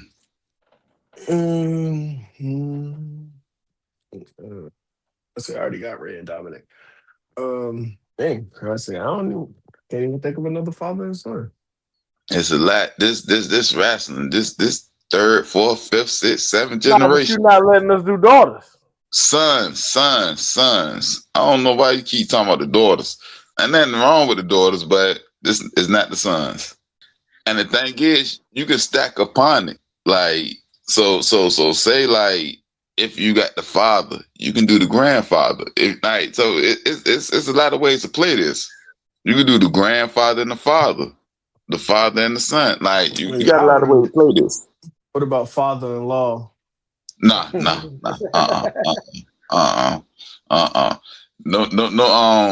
Wrestling marriages don't last no more than one season. It's a real one though. Nah, we got to go father and son. Hey, Triple H can find his way in any argument. Can he? Yeah. Yeah, I know. Because that's what you were thinking about doing. That's exactly what it was. Throw the game in there with Vince McMahon. Nah, we ain't had that one. That's a super combo. The CEO and the COO. Nah, sir. Oh, Ted DiBiase and Ted DiBiase Jr. That was the last one I had on my paper. No, it won't even. The crazy thing, it won't even DiBiase Jr. It was $1 Million Man's dad that really what I had up there. You can do that. And see, what you were thinking about, I'm going there, Mr. KD, but I ain't going to DiBiase. I'm going Bob Orton Sr. and Bob Orton Jr. So basically, I'm going the granddaddy and the father of RKO, Randy Orton, that is. I'm going Tully Blanchard and Papa Joe, daughter's father. Lord, I don't even know why you wrote them on the list. Because I just understand. Like, I don't see how I can't say Charlotte. Because she's not a man. I don't get how I can't say Charlotte. So since I got to use your little caveat now, I'm going High Chief Peter Maivia to Rocky Johnson. Yeah, that's a great one. That's your whole. Where you at? 6 right now? 7. So that means I'm at 7 too. No, you're not. Say yours again. You at 6. No, I'm saying when I say my 7th one. Oh yeah. Carlos, Colin, and Carlito. I spit on you. Haku and Talatonga and Tamatonga and Dr. Wagner and Dr. Wagner Jr. And so this will be my last pick. Jerry the King Lawler and Brian Christopher. Pop's carrying this one. Oh, heavy. He carrying this one. Pop's carrying this one. That's the bottom of the 9th pick. I think I got my 8. Yeah, I'm good with my 8. I'm gonna go Jacob Fatu and his father, Tamatonga. Yeah, and as I'm looking it up, I didn't even know because I know y'all know I'm big on Dean Malenko. Because everybody got the 8 right. Mm-hmm. Yeah. I'm big on Dean Malenko. I ain't know his father was a wrestler also. Boris Malenko. I ain't know that. Cared about when I was looking, I cared about your name. Like, just because you was a father, who were you? Yeah. I don't know. So I didn't. Yeah. Because I thought about using Terry Funk, but I'm like, I don't know his dad. Right. Dory Funk. I see your name, but I don't know you. Yeah. And another one that I just looked up that I'm mad I didn't say, Jeff Jarrett and Jerry Jarrett, like, because they both had their own wrestling productions and everything. So I should have said Jeff Jarrett. Like, he was one of the ones. Jeff Jarrett. You mad about that? I was more mad about me not picking the British Bulldog and his son. Yeah. That was the one I missed out on. Like Davy Boy Smith and Davy Boy Smith Jr. Yeah, the one I was mad on is Ric Flair and Charlotte Flair. Man, you should have just took David. Or was it Reed? Reed Flair. You take that, Ric Flair carry that. If Ric Flair 10 and his No, son sir. are 1. No, sir. That jump heavy. Ric Flair and Charlotte Flair, that's heavy. Ric Flair carrying that. Nah, that's just because he was that dude, but his daughter ain't no slouch. No, She I might ain't be. talking about. I'm talking She about David might be. Flair. Say what? I'm talking about David Flair. I'm not. Man, David ain't got him. Billy Gunn got some sons that's wrestling right now. Billy Dunn do got some sons that's wrestling right Pretty now. Yeah. good. I think they probably in AEW. Yeah, they are. Yeah. Santino Alright. got a daughter wrestling right now. You said who? Santino Santino. Marella got a daughter. Then you think about Snooker, Jimmy Superfly Snooker. He got a daughter in Tamina. Well, I say Tamina Snuka. I remember when she first came out. All right. So, speaking of fathers and sons, I want to separate this a little bit because I knew we were going to do the wrestling topic. So, I want to separate this.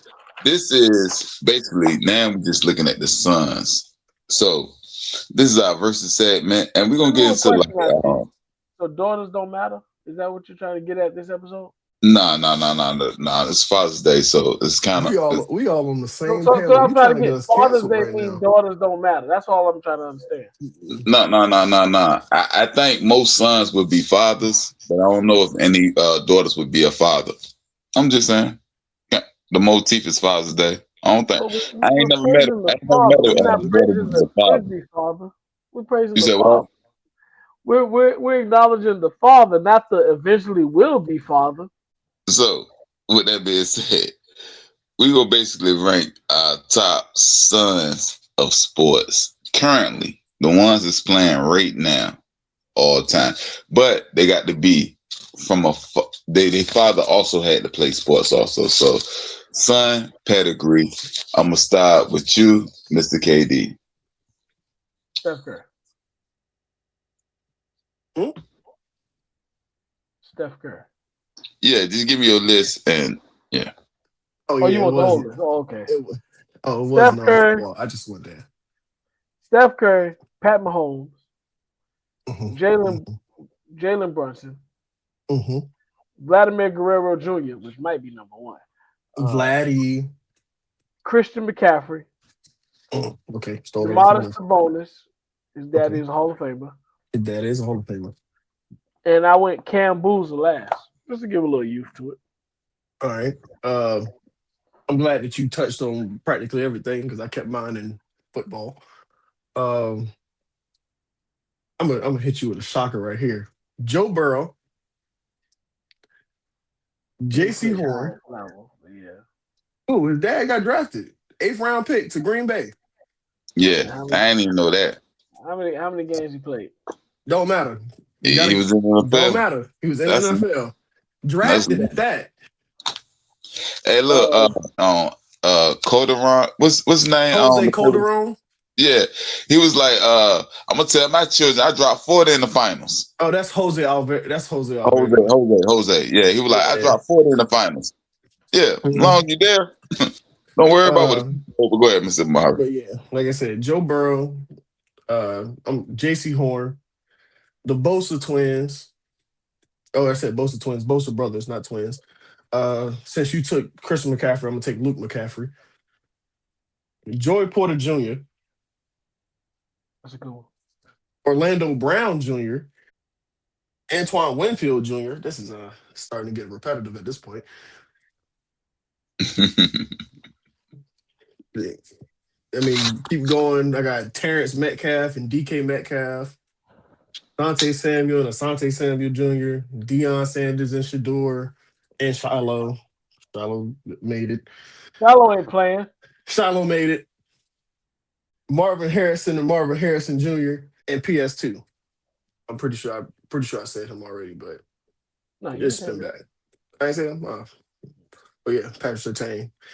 And Cam Hayward and Connor Hayward with Craig Hayward. I'm about to say, you talk about the brothers. The daddy ain't, never mind. I guess he played, right? He played? Yeah, he played. He was running back for Falcons. Yeah. Amari almost, Amari got my whole list per se. Oh, so it was supposed to be just football? No, No, I just did no, just supposed to be football. It was football. supposed to be all sports. The I only just did thing football. was with you, Mr. KD. I'm putting the king of New York right now on the top of the list. I got to put Jalen Brunson at the top, at the head, You like said the what? the Let it king go. of New York. Let it go. Let it go, Mark. Let it Know go. what I mean? At least for this week, he's the king of New Oh York. yeah, Right yeah. now. For the week, yeah, for the week, yeah. You're Yeah, right. yeah, yeah, yeah. He ain't paying for Next nothing for this week. podcast may not be. He ain't paying for nothing in New York right now. Nah, he may not pay for nothing in New York. As long as people Ever. recognize him. Yeah, as long as people recognize him. Ever, The yeah. next 53 years. All the Steph, Glizzies about to be named after Jalen Brunson. All of them. Steph, and Hey, Steph. All of them. All of them. hey. I, All of I them. see somebody ask for it. It was like, hey, they went into the one of the little bodegas and asking for a Jalen Brunson. It said, I was like, what is that? He said, that's a bacon, egg, and cheese now. He said, we There use you Jalen go. Brunson's. Yeah. There you go. You're gonna get something. Bacon, egg, and Brunson. That's what they called it. That's what it was. A bacon, egg, and Brunson. And they ordering it all over. Yeah. I'm going with like I said, I'm going with the King of New York, Stephen Seth. Then also CMC and his brother Luke. Like, 'cause people keep on acting like Luke ain't in the league neither. So Put Luke I got up. I got I got to give you a shout out. You And said Mr. CMC, KD, but you ain't bring up his brother Luke. Not at all. I said Luke. No, I'm talking. I brought it up, but he said he brought up CMC, but he I ain't bring up brought Luke. up C-Mac. I ain't bring up Yeah, look. But this how you know you getting old. When the players you watching their sons now. That's Antoine Winfield. He played with Buffalo. His son is the junior, and Patrick Surtain. Like, well, he's Patrick Surtain the second, but a junior for lack of a better name. And speaking of another one, Gary Payton the second. That's another like. Gary That's, Payton Jr. nah, he's the second. Like he's just like Patrick Surtain. They the second. They ain't But if even a you bring junior. him up, They you the gotta second. bring up Bronny. You gotta bring up Bronny. Bronny. Yeah, yeah. Another one, a person that we debated Scottie in the Pippen Jr. last podcast or the podcast for that, Asante Samuels, his son, Junior, is known. Yeah. Cam Akers and J.C. Horn. That was None of that. y'all said Vladimir Wait. Guerrero Jr. Like that. I did I don't not know, cross I don't know who sports. I he is, stayed though. straight That football. sound like MMA. He No, sound that's like a baseball. Vladdy is baseball. Him and his daddy was like that. He might have been. I don't know the guy. He played for the I ain't Blue gonna lie Jays, to right? you. I ain't gonna sit up here and lie on the podcast. I don't know that man. His daddy or him? Neither. Wow. I want to say he played for the Blue Jays. Somebody played for the Blue Jays. Wow. If that's what I think it is, then yeah. Still don't know him, but I seen the picture. I'm still stuck on him saying neither. Wow. Yeah, neither. Oh, Yeah. all right. So I was right. Vladdy Jr. does play for the Blue Jays. I was like, I know one of them played for the Blue Jays. Yeah, I don't know. Yeah, not neither. Yeah. I don't know how you don't know him. That man is nice. We'll get to our last this is the last verses of the night, Mr. KD. This is the Dirty Birds versus the Tomahawk Chop. Amari got Atlanta Falcons. Mr. KD got the Chiefs. We're going to do an all-time draft. 1 quarterback, 2 running backs, 3 wide receivers, 1 tight end, 1 lineman, 2 defensive players. We're going to go back and forth. I'm going to start with you, Mr. Amari. You want me to just list off the whole team? Yeah, we can start with quarterback. Y'all go back and forth however y'all want to do it. It's up to you. Matt Ryan. Patrick Mahomes. Understood. Jamal Anderson and Bijan Robinson. Jamal Charles and Larry Johnson. Understood. Julio, Roddy White, Drake London. Tyreek Hill, Dwayne Bowe, Travis Kelce. Yep. The fact I sure did. I I sure did. I wasn't, I wasn't even gonna say nothing about that. I was gonna bring up the fact that you know he about to do, Mr. Marvin. You know he about to be slick. You know he about to do. I wasn't. I got two of the greatest tight ends of all time. I can't cut one. That's not even what I was going at. My thing was it was really just more of as soon as he said Dwayne. No, Dwayne, that too, but Dwayne Bowe, it just made me think of that one year where he literally ended the season with no receiving touchdowns. Yeah. He was the first Julio. He was the first receiver to no receiving touchdowns. Started every game.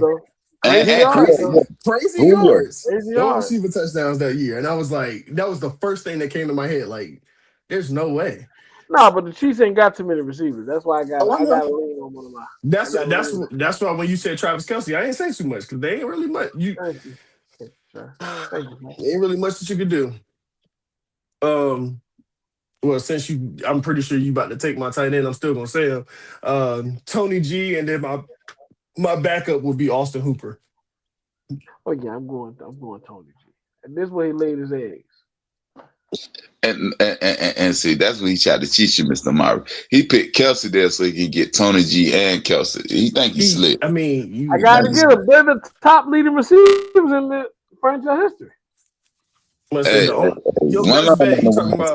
I got to say. Somebody ain't the wide receiver on your list. That's it. I mean, it's all right. I mean, if I can win off a technicality, I'll take it. My offensive lineman, Chris Lindstrom. Will Shields. For me. Understandable. My defensive players, obviously, Deion Sanders. And then I got Grady Jarrett. When we do this, it's certain names that just once you say them, when you say Deion Sanders, I don't even want to name my player no more. But you got Derek Brooks. Well, I got Derek Thomas. No, I'm saying Derek Thomas, not Derek Brooks. Derek Thomas. I said no, they still like that, but when you say certain names, it's like prime. I'm about to say I fell into the fact that I've gotten Deion Sanders twice. I had Florida State and now I got Atlanta. And he one of those. It's only about 10 names where I don't care what you say next, it don't matter. And Deion is one of those. But yeah, I'm gonna go Derek Thomas and Chris Jones. And Derek Thomas is not a slouch. I'm not saying that by any means. All I'm saying is Deion Sanders is Deion Sanders. Yeah, it's levels to this. Like, it's the reason you get grades on your report card. It's the difference between a B and an A. A B still great. I mean, well, good. Just ain't an A. Damn, so an A plus. A B is great as if you compare it to another B or whatever you might say. But yeah, Deion Sanders is one of those names. All right. Before we get out of here, this is our sticky note segment of the night. And I kind of think I know what y'all going to say with this. But my question is, as a father, both of y'all, would you rather your son win the chip or for you to win the chip and he see you? What you prefer? And the last part of this question is, what does Father's Day mean to you? Is on you, Mr. KD. Of course, we're naturally going to say we rather our sons win the chip. Now, of course, I didn't know if you mean...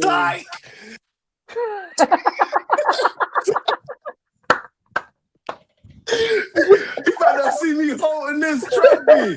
I'm gonna show you what a real dog looks like. I'm gonna show you how to do it, young. Hey, I'm gonna show you what a real dog look like. No, hey, we might disagree there, but all seriousness, me personally, now I gotta say personally, I would rather witness my son winning it because I know how much, if I do what I'm supposed to do, I know how much I invested in his path as well. So for him to do it, I get more appreciation from it than for him to see me do it. Because you see, when you showing him how to do it, you get all the praise. When you watching him do it, both of us get the praise because you still get a little bit of shine. But I'm gonna do what Joey Porter Sr. did with his son. I'm gonna hold this Lombardi and I'm gonna hold you right beside it so you can I'm see gonna show what you you where you can gotta get. achieve. I'm gonna show Hmm? you where you gotta go. You I gotta gotta, get here. I'm gonna show you see, I'm gonna hold it up so you know that this thing is always at the top waiting for you. Yeah, yeah. Hey, what Bernie Mac showed? It's the Mac Hall of Fame. You gotta This get here. is but what does Father's Day mean to me? I mean, of course, it's like we always want our kids to be Another better plate than of us. spaghetti. So it's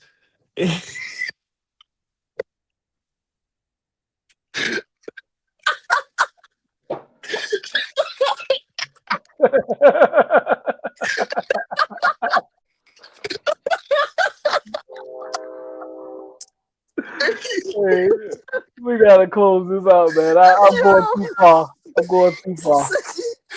I'm, I'm going too far. um, um, on Father's Day, we always want our children to be better than us and to live a more righteous and precious I life see. than what Take we your mic have. off mute, man. Take your mic off mute. This is it's a day of recognition for all the fathers and just to share and show the bond that you have with your child, son or daughter. Um, it just shows it's Thank about showing the beauty of fatherhood. It's the one day validation where hopefully, and I'm talking to each father, hopefully you feel that appreciation that you sacrifice for the majority of the year. And that's all serious, there's no jokes. Um, we are built as fathers, as men, as leaders, we are built to naturally sacrifice. And hopefully on that one Father's Day that you get out of 365 days, you feel the appreciation and the validation for your sacrifice that can help you push forward for another 365. It's sad to say that might be what all we need to look forward to, but that is it, man. Everything we uh, take in, what we sacrifice, what we push for the benefit of, we get one day to sit back and really just realm on that and see the fruits of our labor. And hopefully that is equivalent to each father out there. But I know it's some of us or some fathers that you only getting that appreciation 1 out of 4 or 5 years, and I preach and pray for you. But yeah, that's what it is. But with that said, don't look for the validation. Do what you're supposed to do because you're supposed to do it. The validation doesn't credit us more, give us more pride or whatever. It helps us, it comforts us, but do what you're supposed to do because you're supposed to do it. Don't look for no validation from anybody else. Um, yeah, we don't need one day to validate what we do for 365. Yeah. And I'm gonna ride with Amari a little I bit. don't care how bad that spaghetti is. I don't care if you got meatballs or not. I don't care about none of that. Same old plate of spaghetti. I don't care if you keep getting them socks and drills. You done got a drill 3 years in a row. It don't matter. It's okay. Drill a new hole in the wall. Accept your trophy, baby. Accept your trophy. Yeah. I'm gonna ride with Mr. Amari a little bit. Yeah. Maybe it's selfish. On the blueprint, baby. Follow me. I'd rather be LeBron than Bron any damn gone day. Like you see what I got. Now it's your job to work here. But nah, in all honesty, I think to Mr. KD point, like to be what's his name, Rick Bronson, and to watch your son maturate from a boy, from a child to a boy to a man to an NBA star or to an NBA champion. I think that is monumental, and that's something. I don't think you can get that nowhere else. Like for actually to see your son actually fulfill his goals, I only think you doing it yourself is as impactful as seeing your child do what you know your child want to do and watch him get to the pinnacle, him or her get to the pinnacle of their career. So I think like it's way more impactful and it means way more for the father to see that. But Amari said it perfectly. Amari said that as a goal, and I want we could specify on fathers, but for mothers too. Your goal as a parent is to see your child do better than you. And And yeah, I'm right there with you. And the reason I'm sticking on fathers, and this is the last part before we get out of here. And you kept saying, "What about the daughters and all that?" And the reason, this is the second time. The first one is on Podbean. Peace. Check out our podcast. And every year we're gonna make sure we do a Father's Day podcast. It's because, to your point, Mr. KD, you not gonna get saluted, and you know this, like I know this. I told you personally. Nobody else gonna give you your flowers. I will. So this for every father that's out there. We're gonna salute you. We appreciate you, and you are appreciated. So since nobody else gonna tell you that, this is gonna be the one podcast that's consistently every year to make sure that all the fathers, and we ain't talking about them ain't-ish, every father is gonna be saluted on this podcast from here on out. And with that being said, I need y'all to remember one thing. For all the fathers, they didn't come to play. We out. enjoy your spaghetti.